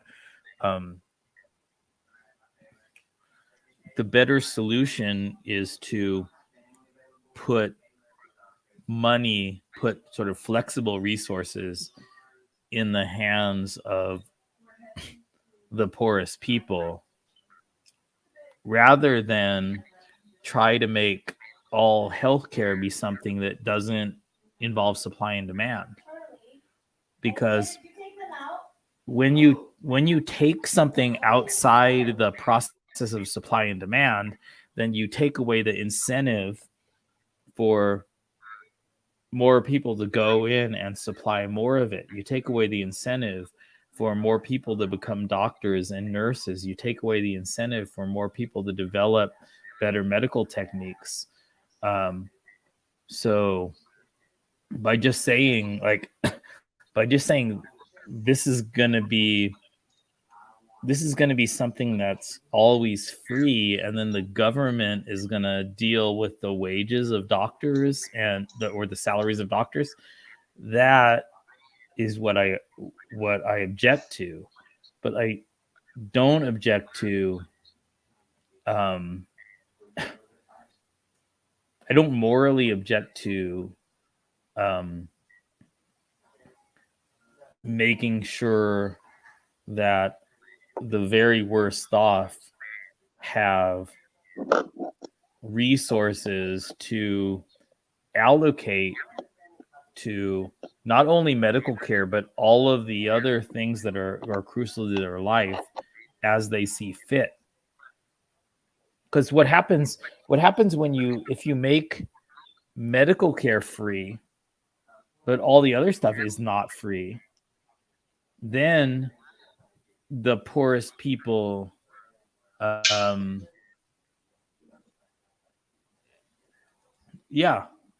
they don't worry about medical care, but then cars aren't free for them, right? Gas isn't free for them. Whatever they're using to heat their homes, whether it's firewood or gas, isn't free to them. And how do you know whether what you're doing is you're essentially doing this redistribution game. When you make only healthcare free, you're saying poor person A, who has their family has all kinds of large healthcare needs, but they don't have the need to drive to work. They are benefiting from that system. But then poor person B, whose family has no or very, very minor healthcare needs, they're all healthy, but they need a car, a well-maintained car to drive to work every day. And they live in an area that has really cold winters, so they have an expense of heating their home. That person isn't getting subsidized. So that poor person is kind of getting screwed over because their particular cost is not healthcare. Their particular costs are other things. They're getting screwed over relative to the other poor person who happens to live in a city, can walk to work, it's in a milder climate, so they don't have the heating costs, but they have healthcare costs. So you're just like robbing Peter to pay Paul. You're taking from one kind of needy person and just giving it to the other because it's politically it's sort of emotionally resonant or something like that. And so I would disagree with that because at the end of the day, you're not really like screwing one over. You're removing the cost of healthcare or health insurance from both of them, freeing up extra money. Whether or not one of them needs to use it more or not just means one of them might benefit a little more. But you're removing much more cost from one than the other. Well, yeah, then that person would have more money to put back into the economy.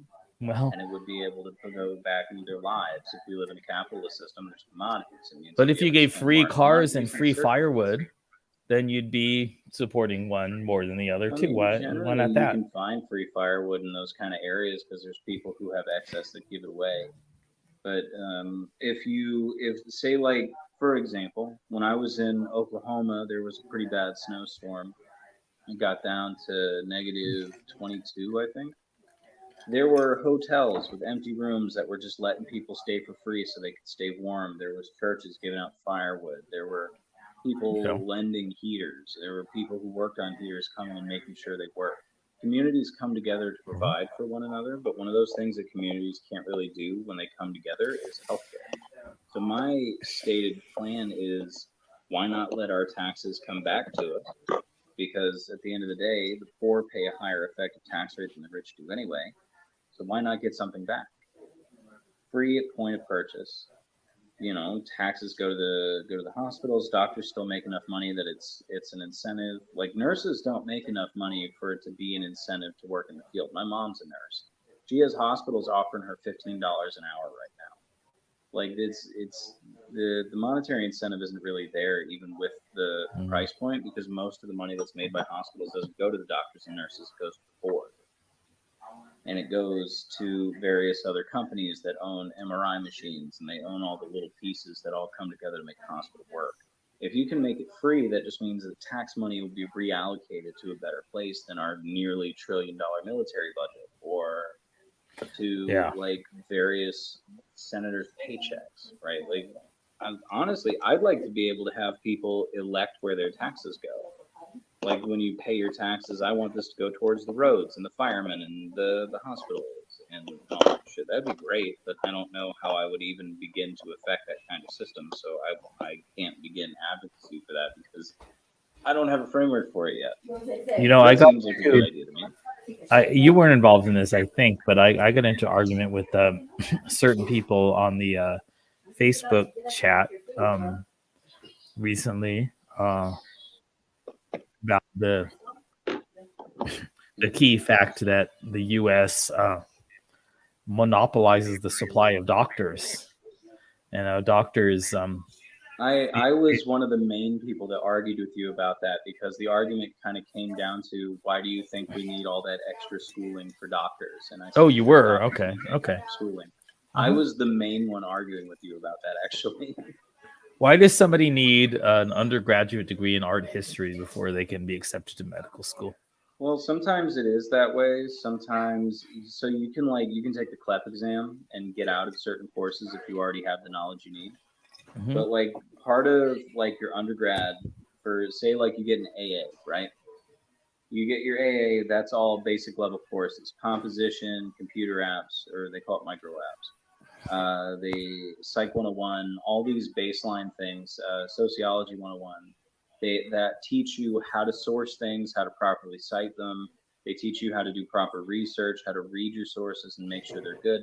It's all basic fundamental knowledge that you don't get in school, because the schools in America, we learn a big like shotgun blast of random shit, and they don't really properly teach you how to research. They don't teach you how to check your sources and citations. And you can credibly make the case that that's not just status quo bias, that U.S. doctors benefit from their random undergraduate major more than UK doctors do from essentially going into a medical school track. I would say so, because in the UK their schooling is more focused. It's more like they have a better worldview around education. They care more about it. So like, some states in America probably do teach you how to do those things properly, but when you get to the South, they don't teach you dick. Like, I still was taught when I was in school that, like, who was it? It might have been Jefferson. No. Jackson, maybe? No. It was one of the really early founding fathers had slaves, and they were like, oh, he was really nice to his slaves, and he only had them because that's what everybody with money did. But as it turned out, that's what they would have said about Thomas Jefferson. Yeah, not Andrew Jackson. Andrew Jackson that's the problem with our weird education system, is different states have wildly different ideas about how important education is. So when somebody goes to college, there's a really good chance, depending on where they're from, that they don't know how to do all of the things that you would learn in an undergraduate, because the schools just don't teach you.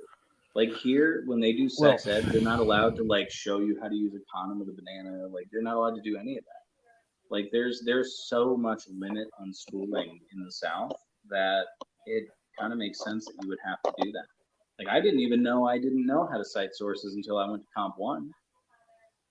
I had no idea. I thought that was like easy peasy shit because I learned how to do it in 7th grade when I was in Texas. But as it turns out, they didn't teach me how to do AMA. They didn't teach me how to do what is it? One of them's got an L, like Cornell, and there's AMLA, like FMLA, right? Like I didn't know how to do all the different citations that I would have to do for that kind of work.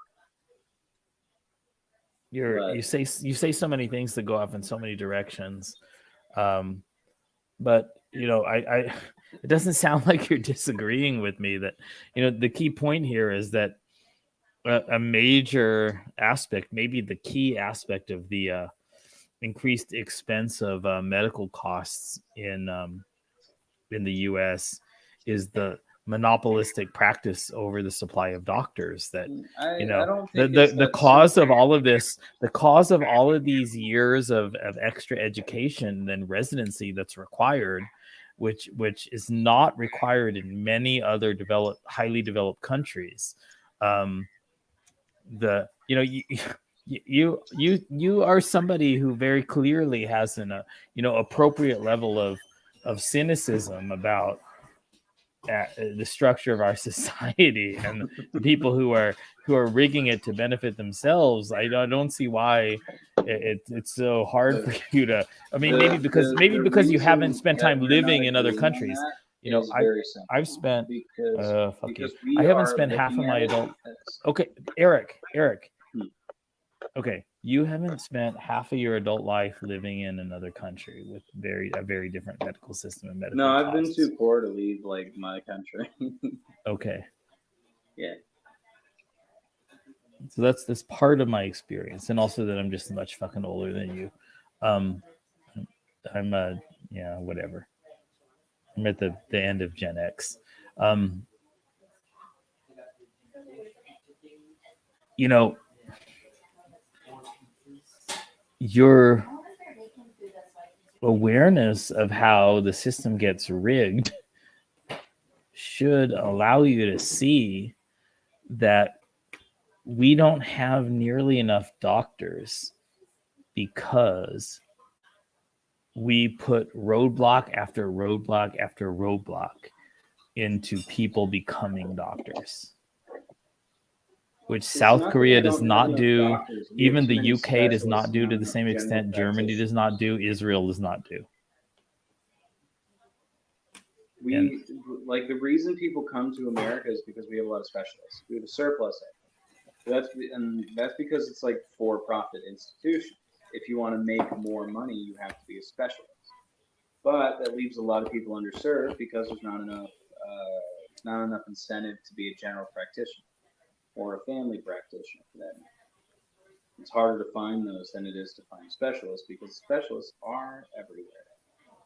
But like the reason that I see for our medical system being so expensive is simple. It's for profit. It's not quite as simple as it's too hard for people to be doctors. It's more just that everything, like hospitals are allowed to very vaguely charge what they want, and then they can just charge you the unbelievably inflated prices that they charge insurance companies, because insurance companies will just pay out what they do and then leave you with a deductible. There's a lot of problems with having a for-profit medical system. When you look at places that use free of point service, they have better health outcomes, people live happier lives, they're healthier in general, because they don't like stay home whenever they feel like they might die because they don't want to risk taking on a hospital bill. Even if we went over to a Canadian system, which isn't the ideal one, but even if we did, people would save so much money in their day-to-day lives, and the national health would increase by a massive margin, just because people would have access to doctors. And the Canadian system, you have to wait a while if it's not an emergency. That might be a problem, but I wait a lot longer to see a doctor here than I would in Canada on a wait list because I just can't afford it. So I don't go to one unless I have to. And that's the reality for a lot of people, for a really big portion of people. Like when I broke my leg, because my foot was facing the right way and it didn't sound like what I thought a break would sound like, I was convinced in my own head that it was just a dislocation. So I called my mother to come pick me up because she could fix that because she's a nurse. And I wouldn't have to take a $3,000 ambulance ride to go to a hospital and get a multi-$100,000 bill for staying in a hospital for a couple of weeks for a possible break. And when it turned out it was broken, I had to get 2 surgeries and take a hospital ride. I would have just gone home because I didn't want to risk taking on those expenses because I can't afford it. It's like, so it's Eric, not a concern that people, like, I've seen videos of people breaking their legs on subways and then telling the EMTs not to take them and just to put a splint yeah. on their legs so they won't. Let me tell you my story. Okay. 2012 maybe. Injured both my ankles playing volleyball at school with the teachers. As an elementary school teacher in Korea, broke a fibula in one ankle and burst ligaments in the other ankle. So I had 2 casts. I had surgery to put a plate on one ankle. I was in the hospital for about 3 weeks. They wanted to keep me at least a month in the hospital, sleeping in the hospital. Okay, getting therapy occasionally, a lot of stuff doing on my own. And I had insurance through my job as a public school teacher. So I ended up paying only the equivalent of a few hundred US$.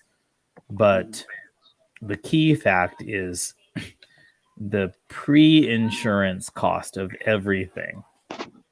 Okay, the surgery, medication, whatever, and 3 weeks in the hospital was 4,300,000 won. So at the time or now, it's somewhere between 4,000 and 5,000 US$. That's it. Yeah. That's like a little over 1 month's salary, okay, that I was making over there. That's what all of that expense cost pre-insurance. So it wasn't the insurance system. The insurance system made it really cheap, but the key difference from that and between that and the US was not in the insurance system. It was in the basic medical costs, because South Korea has many more doctors, nurses, and hospitals per capita because their government is not engaging in monopolistic restriction of supply by requiring absurdly long educational and training requirements for people to become doctors and nurses. So it's government manipulation over costs. That's the key difference. That's why people are traveling to South Korea. Medical tourism is huge there. For example, a very simple thing that I can point to, like for the inflation of price in America. How much do you think it costs to produce a bag of saline? Just if you had to guess. Saline? Yeah, they hang a saline drip. How much do you think it costs the hospital for that bag?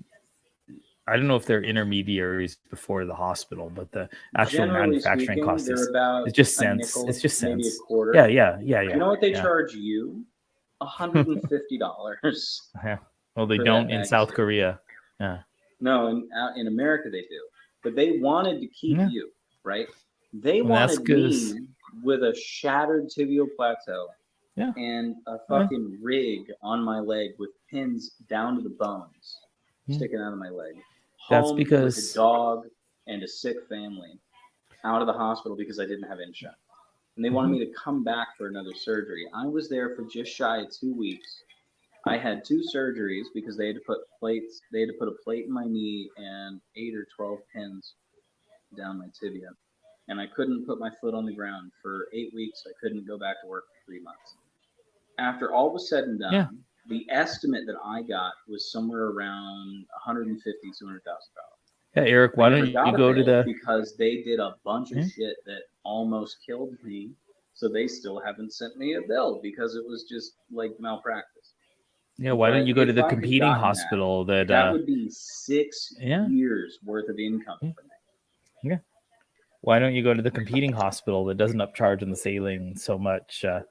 Because you can't, because the government, the Republicans that you oppose and the Democrats that you probably support, both I don't agree really support on either. making I just that see the competing Democrats hospital as a less illegal. bad That's option. why. Yeah, that's why. I don't Because like competition the is Democrats illegal. because they're very corporatist. But if I have to choose one, I'll choose the Democrats because the Republicans Yeah. are. Wow. Yeah. Hold on a second. Yeah, those kind of extreme upcharge,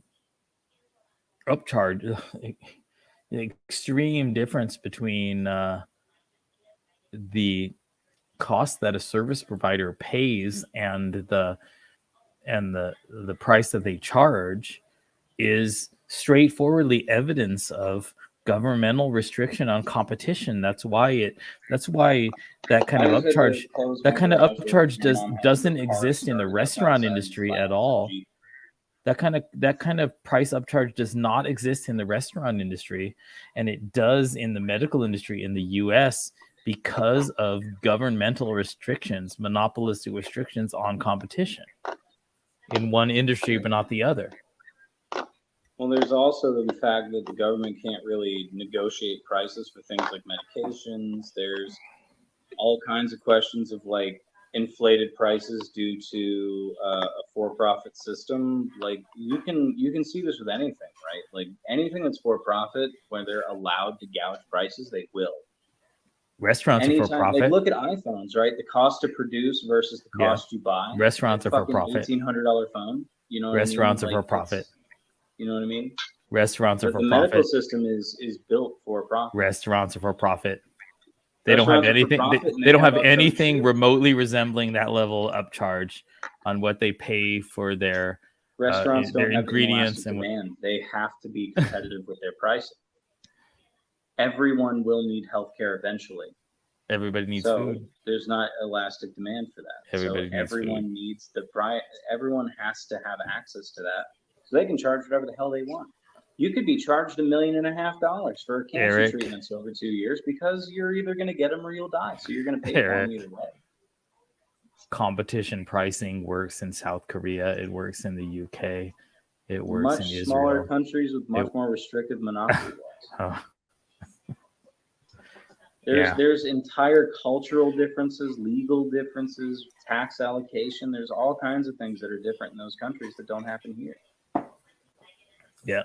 Not to mention that we have some of the worst medical outcomes in the developed world. And one of the things that people like to tout about our system being so expensive is that we produce the R&D for the rest of the world, but that's not really true because we don't even come close to the top of the chart. No, it's not true. Novel chemical creation. It's just like America's medical system is awful. Yeah, it's not true. And doctors go to school for less time is really going to help the price problem. Like look at insulin, right? Insulin is owned by 3 companies. It goes up in lockstep all the time. There's only recently been access to a cheaper alternative that had to be forced out. Either that, or you could buy dog insulin because dog insulin is $25.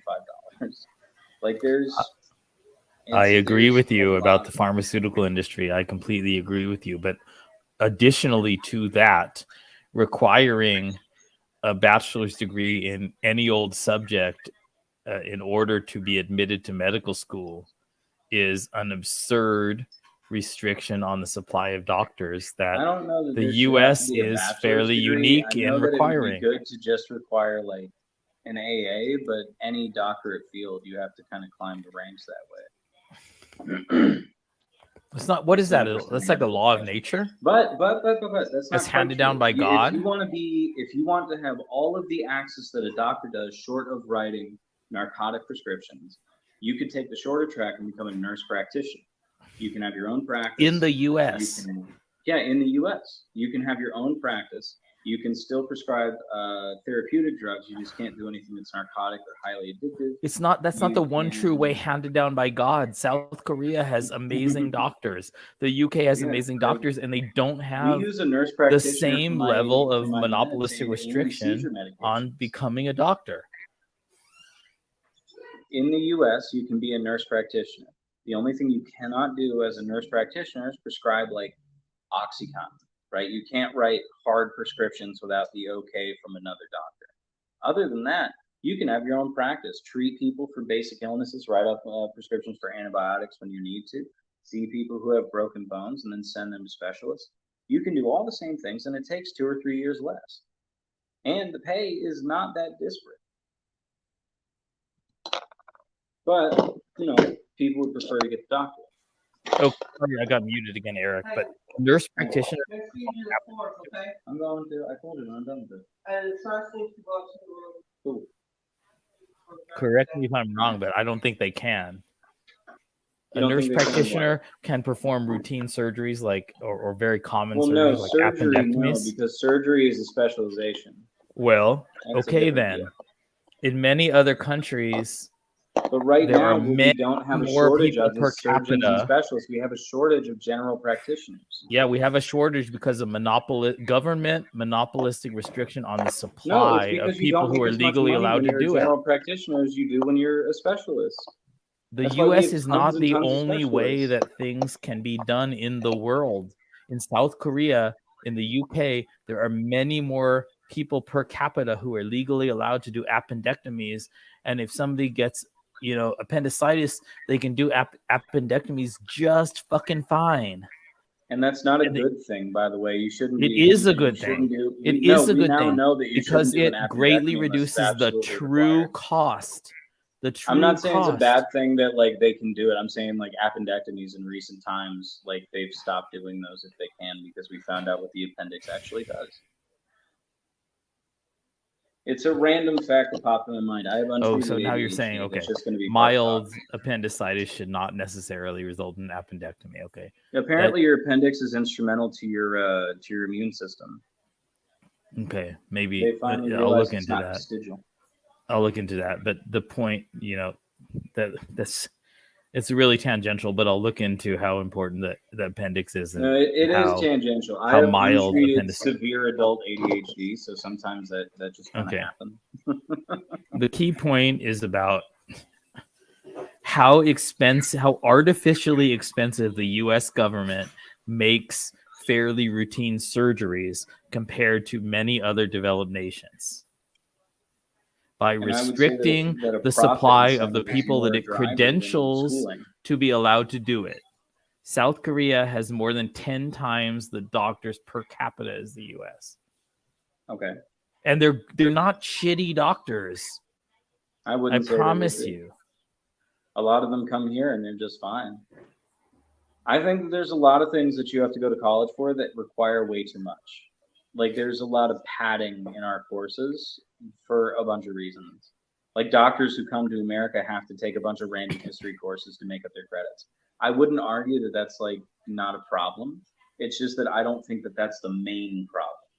I don't think that that's the main driver behind why our medical system is so expensive. I think that the credit requirement is too high. I think that requiring people who are going to be doctors to take, 3 or 4 dozen courses that they don't need, that don't apply to their particular vocation, is really that good of an idea. But at the same time, I think that we shouldn't just look at it as schools are expensive, therefore that's why the medical system is expensive. There's a bunch of reasons, and the profit incentive is a big one. Profit incentives are what drive everything to be more expensive.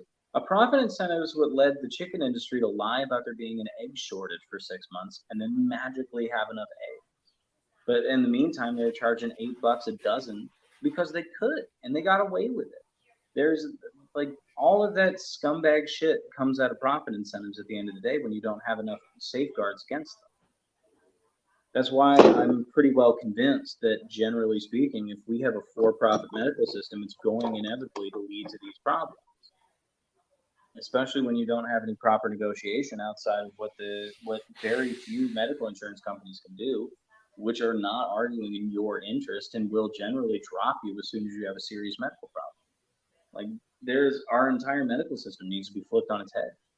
And if that means that doctors spend less time in school because they don't have to take a bunch of padded courses that don't relate to medical school, then so be it. I'm fine with that. As long as they have the basic medical education that they need, fine. I don't care if they took, World War II History 102. I don't give a shit if they took that.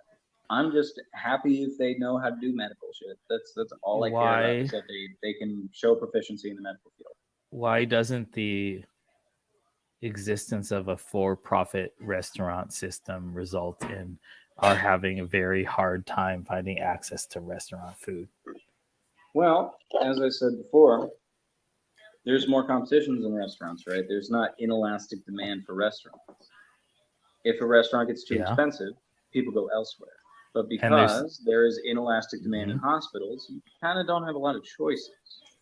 Now, individual doctors will have wildly varying prices, but hospitals don't.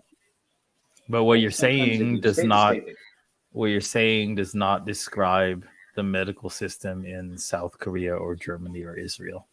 And they have different regulations in regards to their medical systems. They don't have government monopolization of supply. And they have taxes going towards those medical systems to subsidize to make. They have some. They don't have as much as the U.S. does. Yeah. They don't have as much governmental manipulation of the market. Going towards free at point of service healthcare, because America is the last developed country that doesn't have that, as far as I understand. America has massive funneling of taxpayers' money towards healthcare. It just does for the people who represent the key voting demographics, namely old white people. Medicare is the third rail of U.S. politics, and that is a huge just fire hose shove up the ass of the taxpayer, funneling it into free or cheap medical care for old white people. And if we had it set up so that we could use taxes to pay for the medical system at large, so it's free at point of service, we already know, economists have said, so has just looking at what happened in other countries, that it would be a cheaper system for everybody. Sure, your taxes might go up a couple %, but even if they do, that still wouldn't even come close to touching medical insurance bills or deductibles for that matter. That wouldn't be part of the reason I'm all for it. That wouldn't be too bad, but that anything like that would be better combined with restriction of the factors that increase the real cost in the first place, which is the monopolistic supply of the number of people who become doctors and nurses, and the cost, the raw cost of drugs and medicals, all of the restrictions. And also the other thing about the U.S. is the absolutely insane levels of lawsuits, of civil judgments, compared to other countries, compared to other developed countries. The cost of malpractice insurance, what hospitals have to worry about compared to South Korea, a lot of European countries. It's so huge compared to those other countries. Do you think that if we didn't have such an expensive medical system, that those malpractice suits wouldn't come through so often? Like, do you think that problem would kind of ease up and malpractice insurance could go down if people didn't see these gigantic bills for things they couldn't prevent? Or if people weren't quite so poor as they are in this country? Comparatively to other countries, if you look at raw numbers, we make a lot of money, but when you look at cost of living, we don't make shit. That's true. I think. Do you think that those factors would change that? Free medical care, or at least cheaper medical care, and preferably a rise in wages or a drop in cost of living would stop those malpractice suits from being quite so common. I mean, everything in an economy is highly interconnected, right? I think. I mean, that's why that's more of like a hypothetical question. I'm just curious what you think on it. You know, in South Korea, like all of the interconnected factors are different, you know. Older people who, you know, anywhere are more susceptible statistically to health problems, of course. In South Korea, they're much more likely to walk places, to be mobile, to, you know, take care of themselves and be like, not like going to the gym, but just like physically active in their ordinary lives, not driving a giant SUV everywhere. And so they're far less likely to be overweight or obese. Far less likely. You know, it's the younger generation that are starting to be some of them obese, but look at a South Korean 60-year-old, they're far less likely to be overweight. Is South Korea starting to experience a wave of like poverty for the youth? Like a big wealth differential between generations? Because we start to see obesity rise when that starts to happen, especially the opposite of the U.S. So but we started to see like a really stiff disparity, that might actually explain why obesity is more common in the younger generations. Yeah, the younger generation becoming wealthier. Yeah, of course, sure. Because I know that, like, in America, the more poor you are, the more likely you are to be obese because you eat shittier food that's more pumped full of sugar. That's just all carbs and no real. Yeah, I think it's the opposite. It's the opposite in South Korea. We also see that problem in Mexico. The more impoverished a country is, the more likely they are to have an obesity problem. I think the opposite is true in South Korea. The cultural, like, culinary traditions are well enough entrenched that poorer, more rural people are more likely to eat home cooked food that involves many more vegetables and definitely a lot less fast food and processed food. But it all, Eric, it all interconnects to the medical system in a lot of ways, because there's this, you know, collectivist cultures as opposed to, you know, individualist culture that thinks, you know, in terms of squeezing everything you can out of other people and then suing them if you can, if there's any way in which you can construe them as violating you. You know, in Korean hospitals, a lot of just ordinary patient care is performed by family members and even just community members who come by. You know, they bring food in, they help the patients, you know, get out of their bed into the bathroom, and they, I mean, just the kind of things that are cultural difference. The kind of things that are done by registered nurses in the U.S. that are really like they're just an insult to the level of medical training that the nurses needed to go through. One of the things that in Korea are performed by wives and mothers and friends and you know, it's just because the hospital is not going to get sued for the equivalent of millions of dollars if something happens in South Korea, because the family members and community members are allowed into the hospital, and the patients help each other more than would be allowed in the U.S. I can't even really convey to you just with words how much more sane, you know, and, you know, like it takes a village to raise a child kind of concept, like just how sane the collectivist societies where everybody feels responsibility and doesn't want to sue each other over everything can be. and how that's the essence of what keeps the costs low.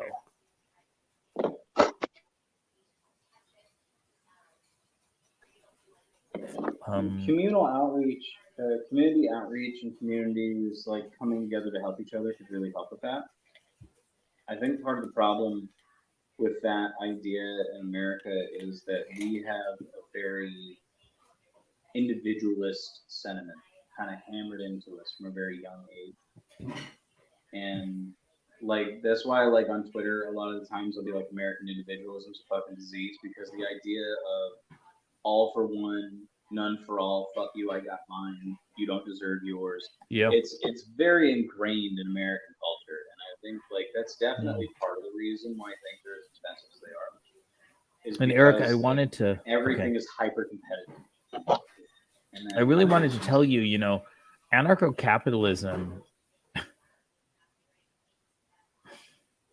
I mean, it's not a philosophy of radical individualism.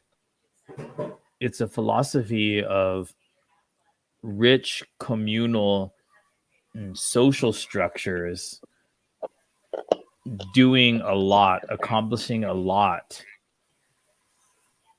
outside of the state and state violence. Anarcho-capitalism is maybe for a few people it is. I mean, it's vaguely associated with like this the egoism, Ayn Rand kind of stuff. Okay, but I'm not going to deny that there's some overlap there, and some people, you know, transition out of one into the other. But really, anarcho-capitalism is not about radical individualism and dog eat dog kind of mentality. It's about social communities, strong, even like socially, morally collectivist kind of structures, taking care of one another much better than a state which is an institution of violence.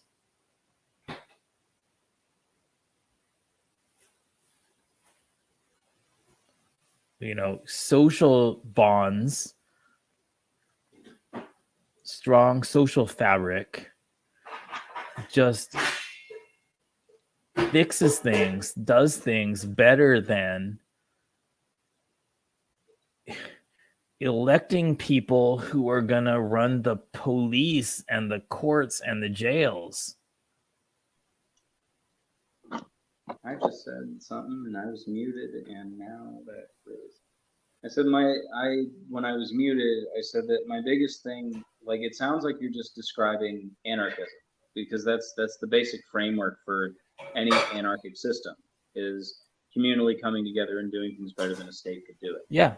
But so, okay. The problem for me with anarcho-capitalism is that at the end of the day, there would be nothing to stop, like, the Walmart corporate army from rolling through your town and just razing it to the ground because that's what they want to do, because you don't want to join the conglomerate.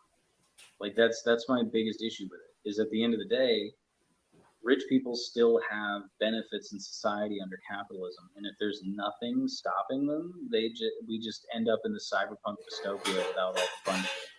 Yeah, our current big government systems sure don't allow rich people to exploit poorer people. No, but it's a lot. It would be a lot worse. Are you sure? Are you sure of that? Towns. You're sure of that?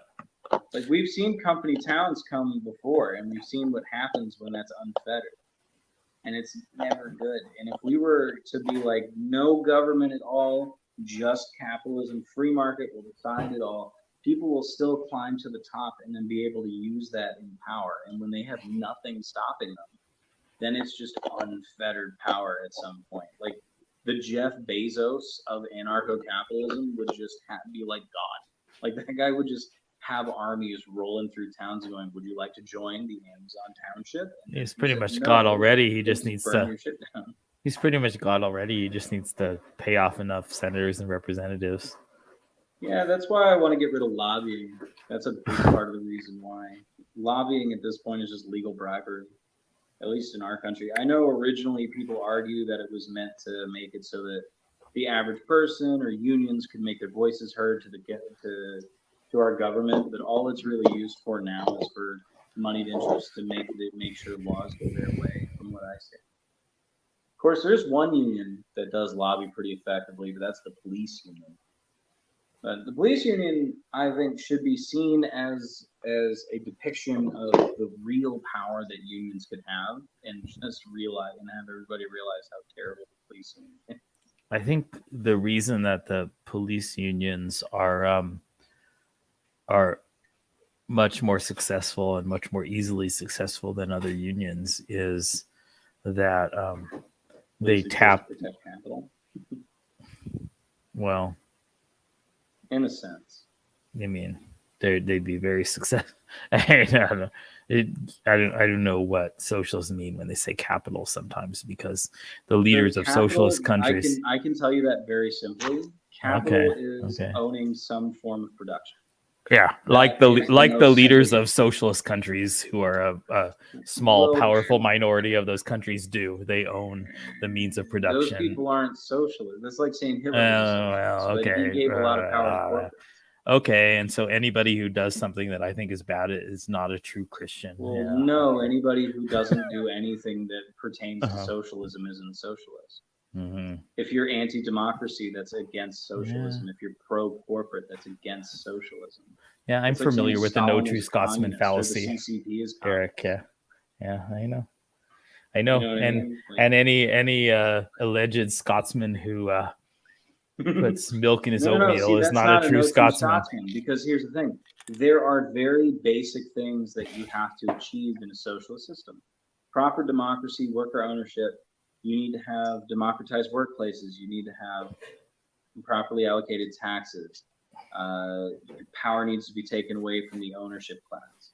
But when you have somebody come to power and say they're a socialist, and they give all of the power to the corporate ownership classes, and they start stripping away workers' rights and crippling democracy, those people aren't socialist or totalitarian, are arguably fascist.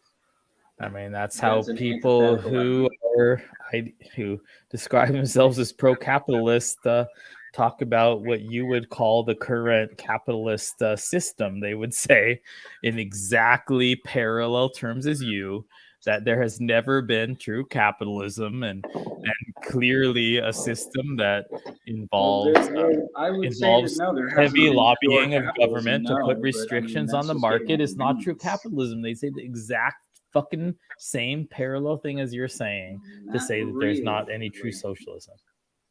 I'm not saying that there's not ever been true socialism. Like Yugoslavia was actually pretty close. But no, what I'm saying is, like, if you look at Hitler and Mussolini, the first things that they really did once they had enough power was they started attacking minorities. They started removing democratic rights. They started to attack the press. They started to give power to more powerful, to use the word, is the bourgeoisie, the fucking people who own capital and own the means of production. They own factories. They own all the businesses. Those kind of people get all the power, and workers get fucked. That is antithetical to socialism, because socialism is like a workers type of deal. More workers' rights, democracy in workplaces, more democracy in general, stronger democratic rights. Those things are very important to socialism. Those are, I would go as far to say, requirements for socialism. Like anybody who calls himself anything doesn't automatically make them that thing. The CCP says they're communists, but they're anything but. They're highly exploitative of their workers. They don't allow unionization outside of the state union. And they're extremely capitalist. Plus, they don't really have democracy. They have one party that the state chooses people you can vote for from, that people are allowed to vote for.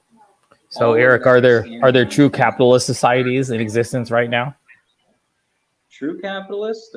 Are there actually legitimately capitalist societies in existence now? Are there any?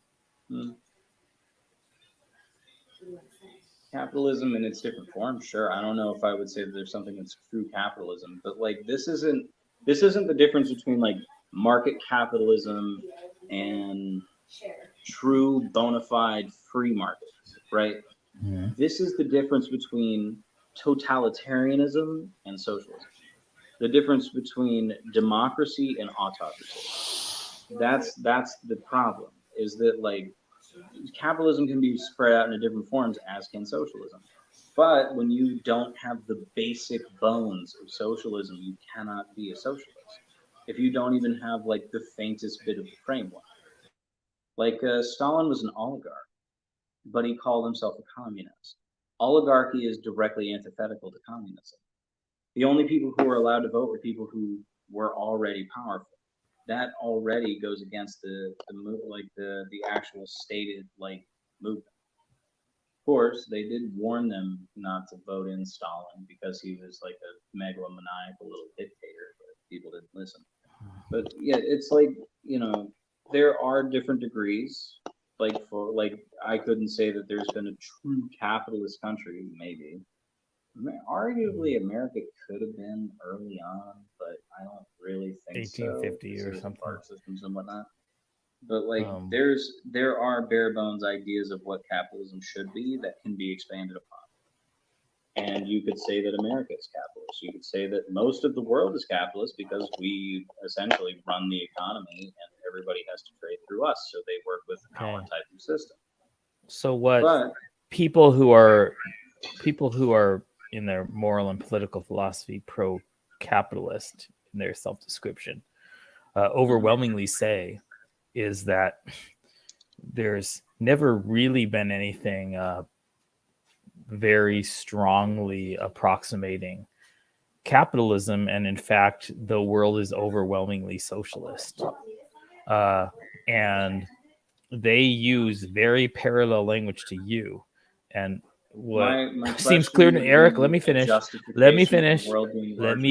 please. What seems very clearly to be the case to me is that you, as well as them, are comparing a utopian conception of your tribe against a heavily cynically realist version of the other tribe.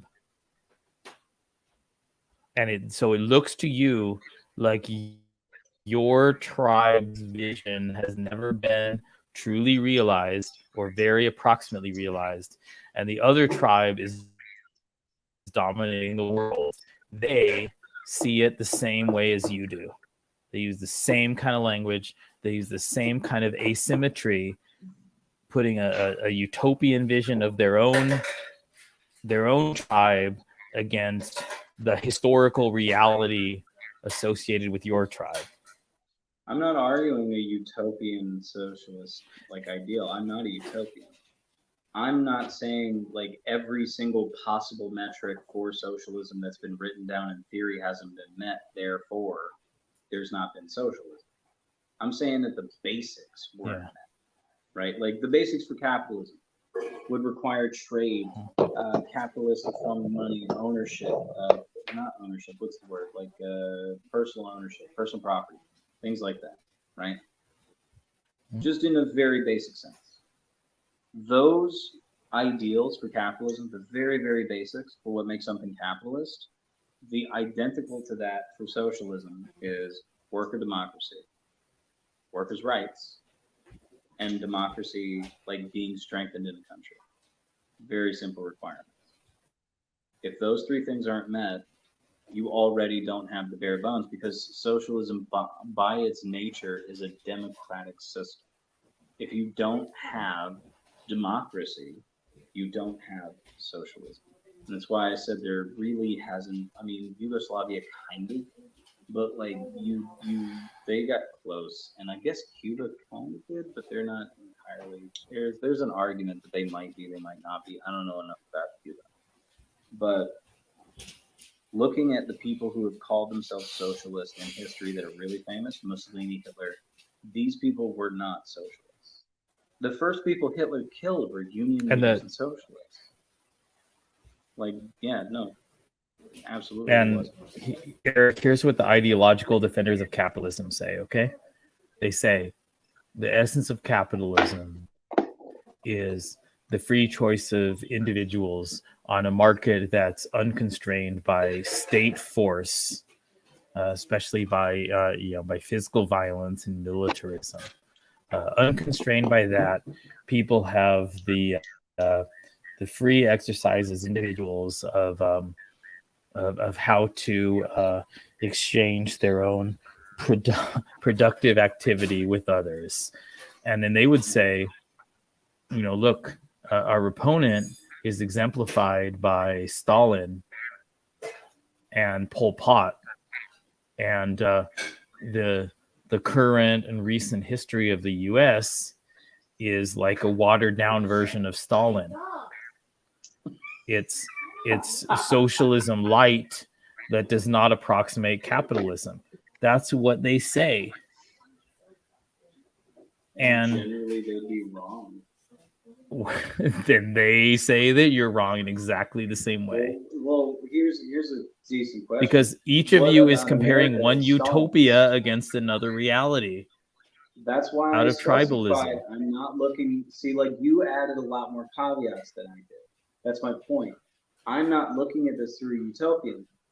I'm looking at the very, very basics. Is there democracy? Is there unionization? Is there workers' rights? If these things aren't met, no socialism. What does workers' rights mean? Workers' rights means like workers' protections. Safe workplaces. Does it mean that they can use violence to keep decent pay? Okay. Does it mean that they can use violence against scabs when they want to strike and the scabs want to work, are willing to work for a lower? Well, strikers generally do, but the state doesn't usually attack the scabs; they attack the strikers. That's what the Pinkertons used to do. They're strike breakers. It's not all they used to do, but that's one of the things they used to do. Jeremy, you've cut out. Yeah, it's.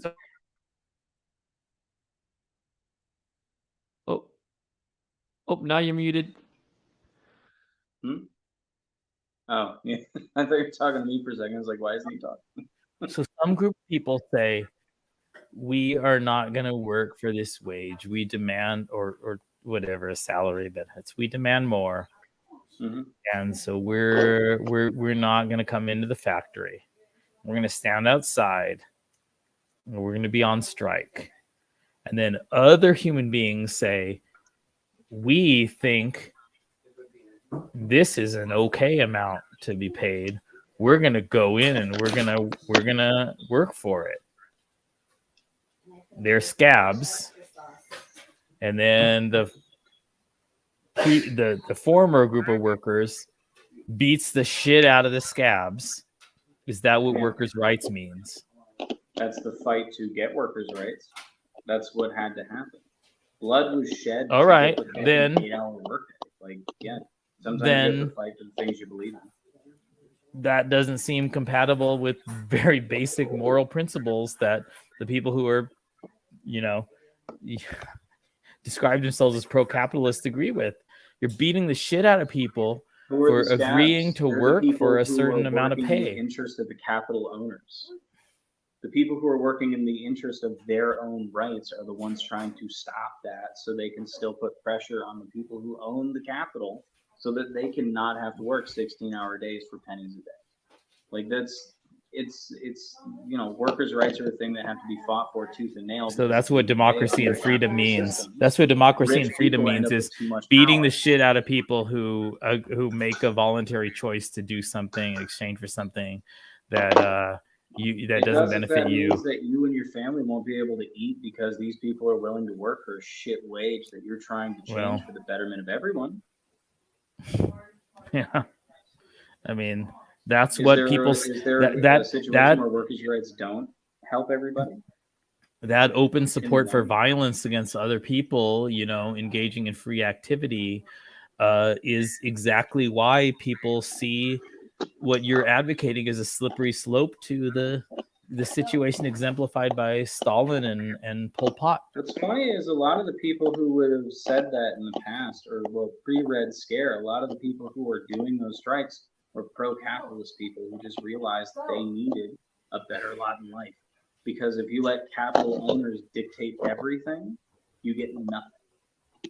And that's happening again because unionization for a long time has been at record lows. And now it's starting to rise again because people, especially my generation, are realizing that we have to take up the mantle that our grandparents had to take so that we might be able to get paid enough to survive. How much do you get when you allow the ideological parallels to union bosses have everything? Generally, you get Stalinism. Better for you than the capital owner is because at the end of the day, you pay union dues so that if you go on strike, that you're right. Is that based upon historical reality, or is that based upon utopian theorizing? That goes based on reality. That's how unions work. I've worked union jobs. I was never happier than I was in a union job. I work a corporate job right now, and I'm getting fucked 7 ways to Sunday. Because this company does everything they can to make sure they don't have to pay you or raise your pay for that matter. So yeah, no, I would much rather work for a union because I knew that my dues actually went towards my medical care. They went towards making sure that my bills could be paid if we had to go on strike and that we could still eat. What happens if I want to go on strike and I'm not already part of a union? They just starve me out because they pay me so little that I don't have that option. Yeah, what happens if you want to create your own work situation under and can be voted out if they aren't working in the interest of the workers themselves? Unions are largely democratic institutions.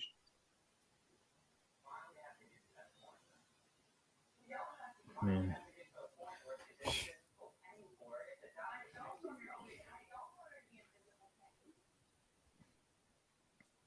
It's allowing the people. It's hard to talk to somebody about their utopian view of one tribe versus their realist historical view of the opposite tribe.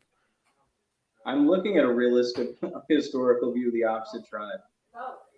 You're saying that unions are inherently democratic they hired the Pinkertons to shoot people, and a lot of blood was shed to make sure that we could get the very shitty workers' rights that we have now in America. We had to fight hard for that. And now my generation is having to pick up that mantle because we're being told we may never retire. We might not even be able to have homes when we get older. I might be homeless the rest of my life after the time I turn 40 because everything will just peter out. Like I cannot, like, I understand why people are fighting for unions again because we've seen what happens when it goes away. I'm looking at historical precedent. I'm not looking at some utopian worldview because I don't believe in utopia. You're looking at historical realism about a slice of time in the U.S. You're not looking at the historical realism of centrally planned economies that somebody would have who left Cuba for the U.S., left Cambodia for the U.S., left Vietnam for the U.S. They left in time. Look at what they say, man. Look at what they say about the opportunity. Are you going to try to argue that Pol Pot was anything other than a fucking dictator right now?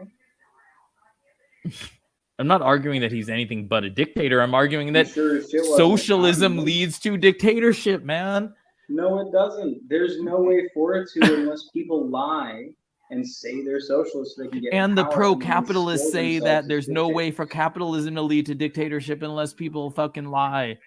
That true dictatorship emerges. That's what they say. Breeds monopolies. So you are not listening to anybody outside your tribe.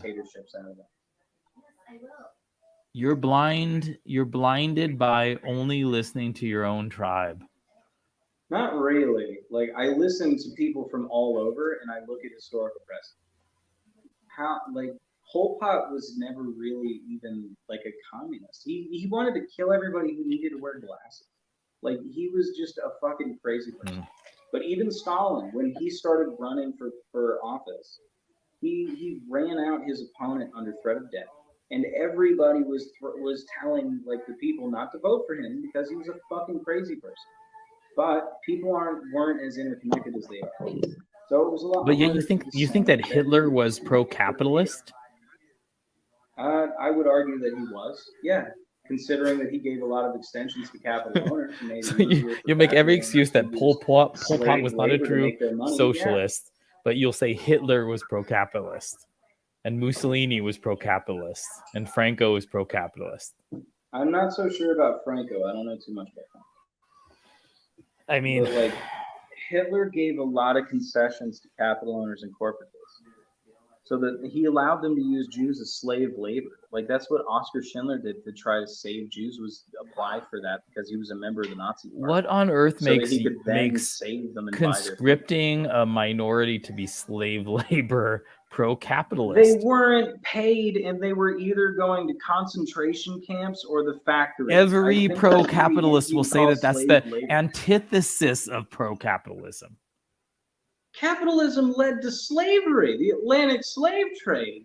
Every pro-capitalist will say that such things are the antithesis of markets and voluntary agreement that underlies And capitalism. history would You are just disagree. Eric, you are just revealing to me that you have no clue what the other tribe says.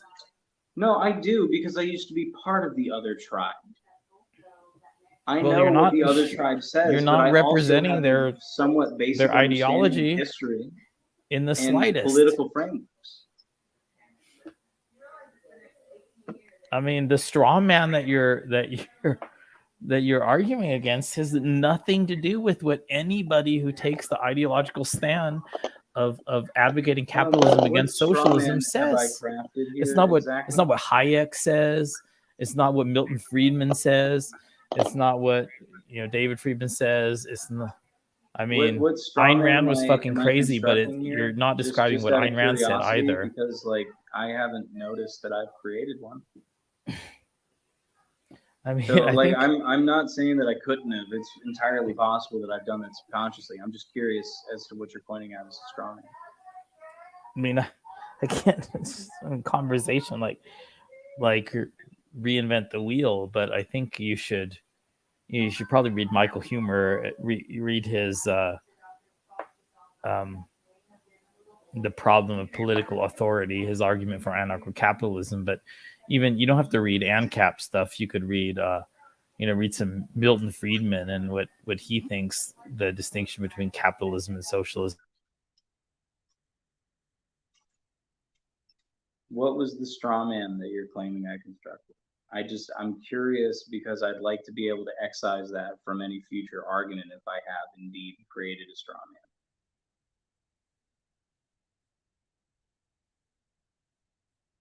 It ran. Yeah. The straw man is thinking that capitalism is essentially about whatever tools powerful people use to oppress weaker minorities. No, that's not what I think. I think culminating in enslaving them. Pro-capitalists No, view that as the antithesis of I capitalism. said that's what happened in Germany. Yeah, and pro-capitalists say that also Germany is a incentivized form of socialism. That's what they say. Would They also overwhelmingly say the founding say fathers that. were socialists? They would probably say that they were something in between, and that the more negative aspects of the founding of the USA reflected aspects of socialism. They would say that discrimination between races, of an ideology that didn't exist yet. the term didn't exist yet. No pro-capitalist would say that the concept of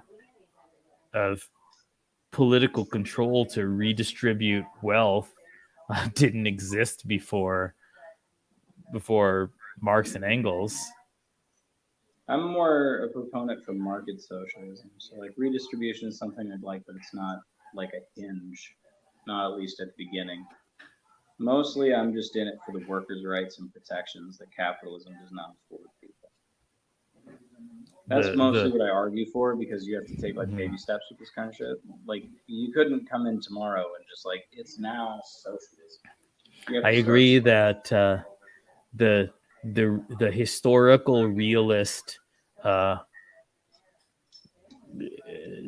actually existent capitalism does not protect people's rights as well as the utopian conception of socialism does.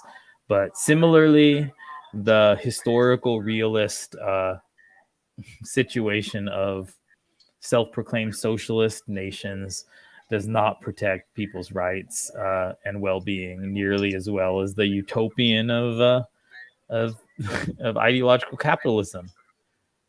That's tribalist bias at work, man. But you keep describing a utopian ideal of socialism to me when I've repeatedly stated and shown that I'm not arguing for a utopian view of things. There is no like possible way to have utopia. I understand that. I don't argue for it. You're implicitly doing it when a million caveats. I said very basically, you need democracy and you need worker protections from capital interests. And what the ideological defenders of capitalism say is that you need truly free markets and individual choice unconstrained by government force. That's what they say too, which does not describe the Third Reich. It does not describe Mussolini's Italy at all. Yeah, it's because they were fascist countries, which fascism tends to align itself fairly well with capitalism.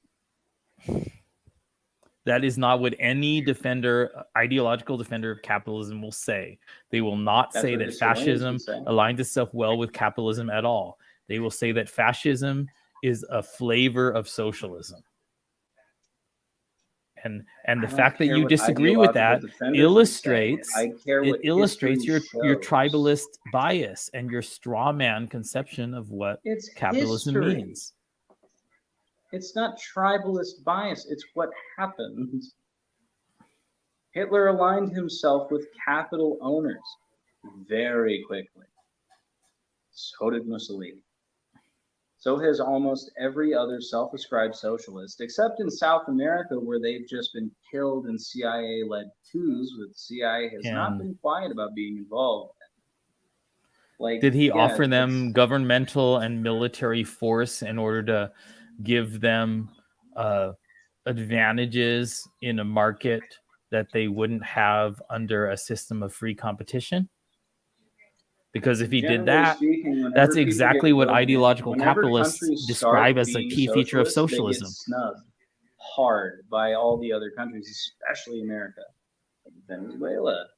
A lot of people point to Venezuela and say it's a failing of socialism, but if you look at the history of what actually happened to Venezuela, including the disaster that America did to Venezuela, it really wasn't.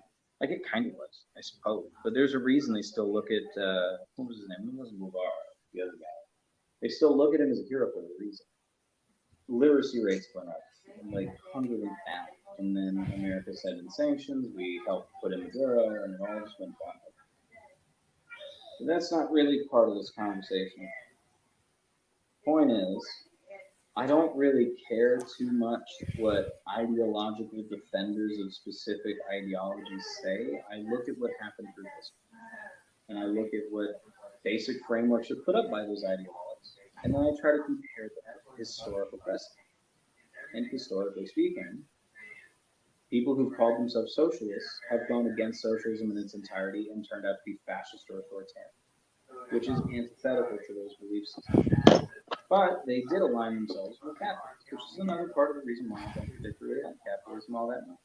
That and capitalism creates a fucking unique character after a time because it's involved. It just naturally forms in a monopoly.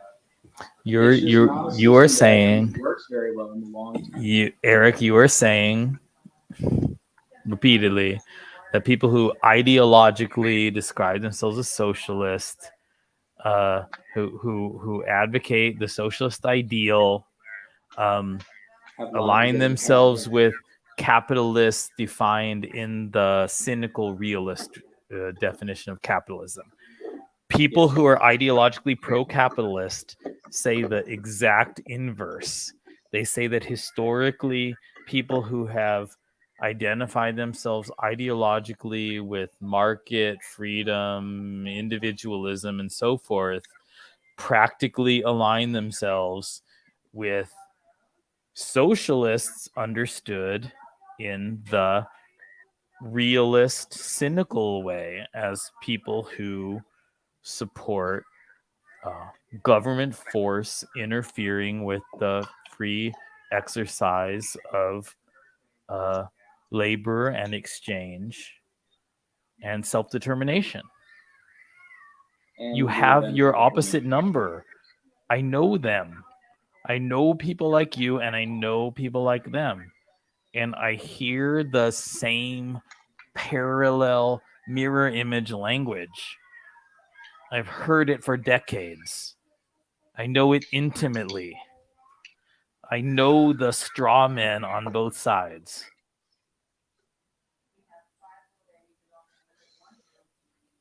I could go find somebody to have a conversation with right now, and I could hear the inverse of your straw man arguments from them. That's what I'm telling you, man. Mm-hmm. Generally speaking, you can find anyone to say it. In short, I will admit I don't have the sunniest view or the most positive disposition towards capitalism, so I am a little bit cynical about it, considering like the effects of it over time. And I can admit to that. But when I argue for things, generally I base them on. I look at historical precedent. I look at like the basic documentation. I look at the way things pan out, who people align themselves with, etc. Right? Like just as much as I would argue that Hitler wasn't a socialist, I also argue against people who think he was an atheist. Because he wasn't. He was a Catholic. And the first people to align themselves with him were the Vatican. If you talk to Catholics, they'll say exactly the opposite. Say he was an atheist because he was such an evil person he had to be. You can find people from opposite sides of any argument who will argue the same type of way in opposite directions for anything. That's why I don't put a lot of stock in it. That's why I prefer to look at the historical precedent. I try to look at the hard facts of things. I try to form my own idea. I don't generally listen to the theory from people. I look at how things pan out and how people advocate for one thing and then go against it. Clearly, they lied to get where they were, or they advocated for something, tried it, and failed. I look at things like that. I don't generally try to base my ideas off of what the opposite side say. Very serious, and now what time is it right now? It's 11:30. Okay, Jerome, you got your argument there. At the end of the day, that's just going to be a contentious argument because, like, I'm a tentative socialist, more likely a market socialist, and he's an ANCAP. So that's going to be something that's going to be fun to extrapolate from time to time. But nobody's going to get pulled. As far as I know, you're an anarcho-capitalist. I know you said you like the viewpoint. I don't know if you totally ascribe that to yourself, if I remember right. I mean, what it means for me to say that I'm an anarcho-capitalist is that I think I understand the central arguments and find them compelling. It definitely doesn't mean that I would put myself in entirely to that political campaign as the most essential goal of my life. You know, there are, I mean, I'm an ethical consequentialist first and foremost, and that carries a few implications. I mean, Michael Huemer is one that I'm still trying to figure out for myself because I do favor utilitarianism, but I'm not a real utilitarian. So I don't. Totally we've talked about Michael Huemer, who's also an ethical vegan, or I guess an Austro-vegan because he eats bivalves. But Huemer has said on several occasions that I've heard, his moral philosophy comes first, and he's not entirely a utilitarian either. But he has said, the animal holocaust is by far the worst thing that's ever happened in history, which I agree with. I think Jerome does as well, other than maybe wild animal suffering.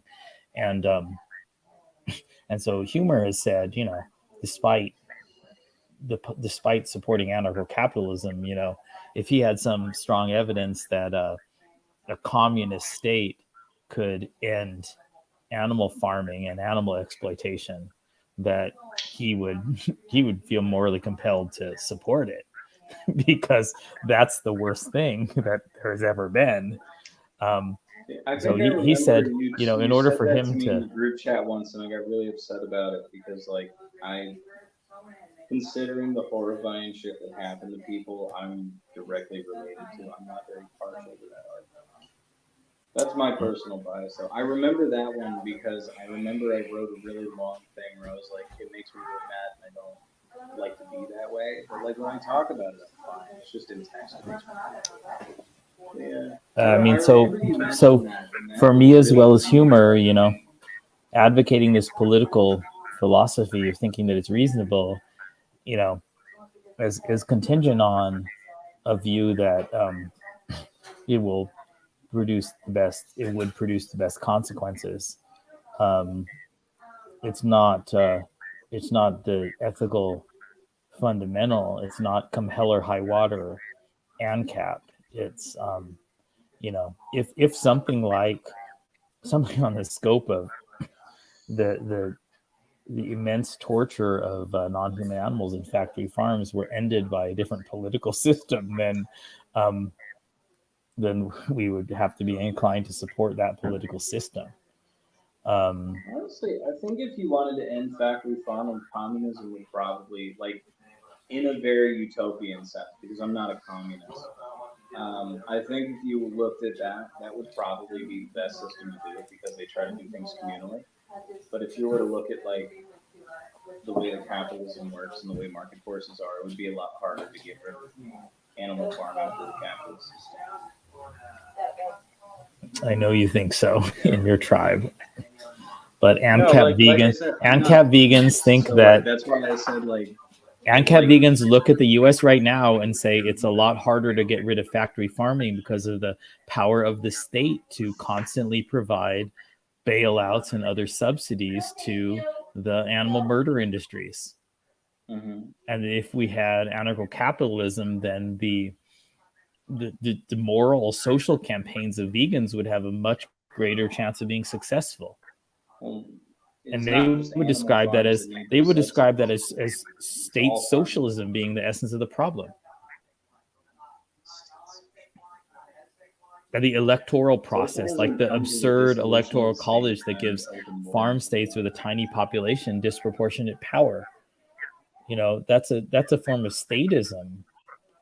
That's something that's anti-capitalist, the absurd overrepresentation in Congress and in the electoral college that these underpopulated farm states have. By nature democratic.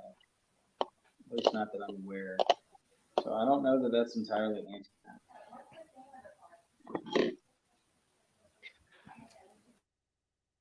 All right. Well, Jeremy, you cut out again. Let me see. It's about 3 hours at this point. But my phone will probably catch on fire if I stay on too much longer. Yep. So I've gained much pleasure watching you guys suffer. And, I've had fun with this. I guess before we end it, I would like to hear. So Eric, I would like you to play a capitalist devil's advocate, and like, what would be the argument for why capitalism would increase the well-being of the average person? And then I want to hear the same from Jeremy, except in the reverse, right? So make the socialist argument for capitalism. Because under capitalist system, the ideal system would be that everybody would be able to vote with their wallets and have more choices through the system in order to make their lives better, because competition would be able to keep prices lower. As far as I understand it, it is 11:40, so like I am a little bit tired, so I'm not going to be able to make the best argument at this point. It has been 3 hours. In a very bare bones sense, as far as I understand it, that would be like the capitalist idea, is that due to the free markets with the ability to vote, with how you pay for things and how you distribute what you have, you'd be able to keep competition alive and keep the markets low to make sure that everybody has the most access to commodities and food and various other things that you charge for. Cool. All right, Okay. Jeremy. Yeah, clearly egalitarianism of wealth is morally true from a consequentialist perspective. So all other things being equal, one increment of wealth or spending power or whatever kind of power to the wealthiest member of society is far less conducive to overall welfare than that same increase being given to the least well-off member of society. And that's just that follows very straightforwardly from common sense about hierarchies of needs. Somebody having, whether we have money or not, somebody having the equivalent of an extra dollar to spend on food is much more important than somebody having an extra dollar to spend on the size of their yacht or whatever else.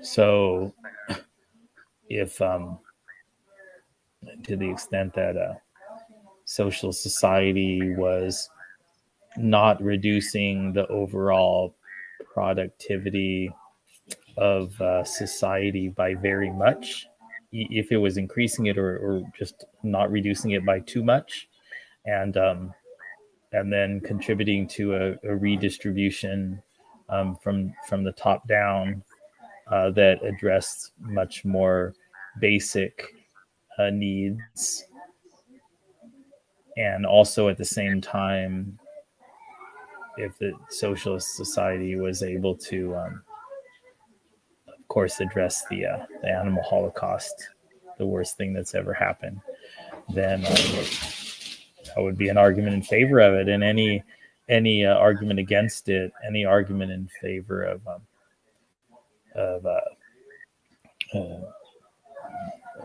a freer, less state-controlled market society has to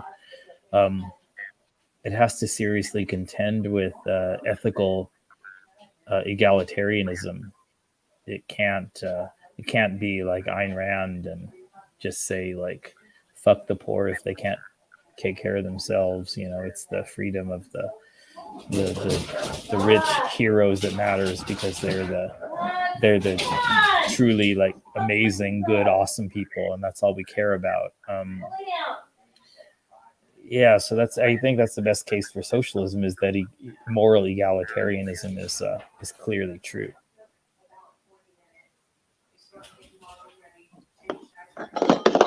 All right. Well, I'll see you around, y'all. I had fun. Yep. I'm gonna go play Starfield and pass out. See you guys. All right. Good night, man. All right, Jerome. Thanks for letting me in, and yeah, for sure. And you have a good night too. All right. Appreciate it.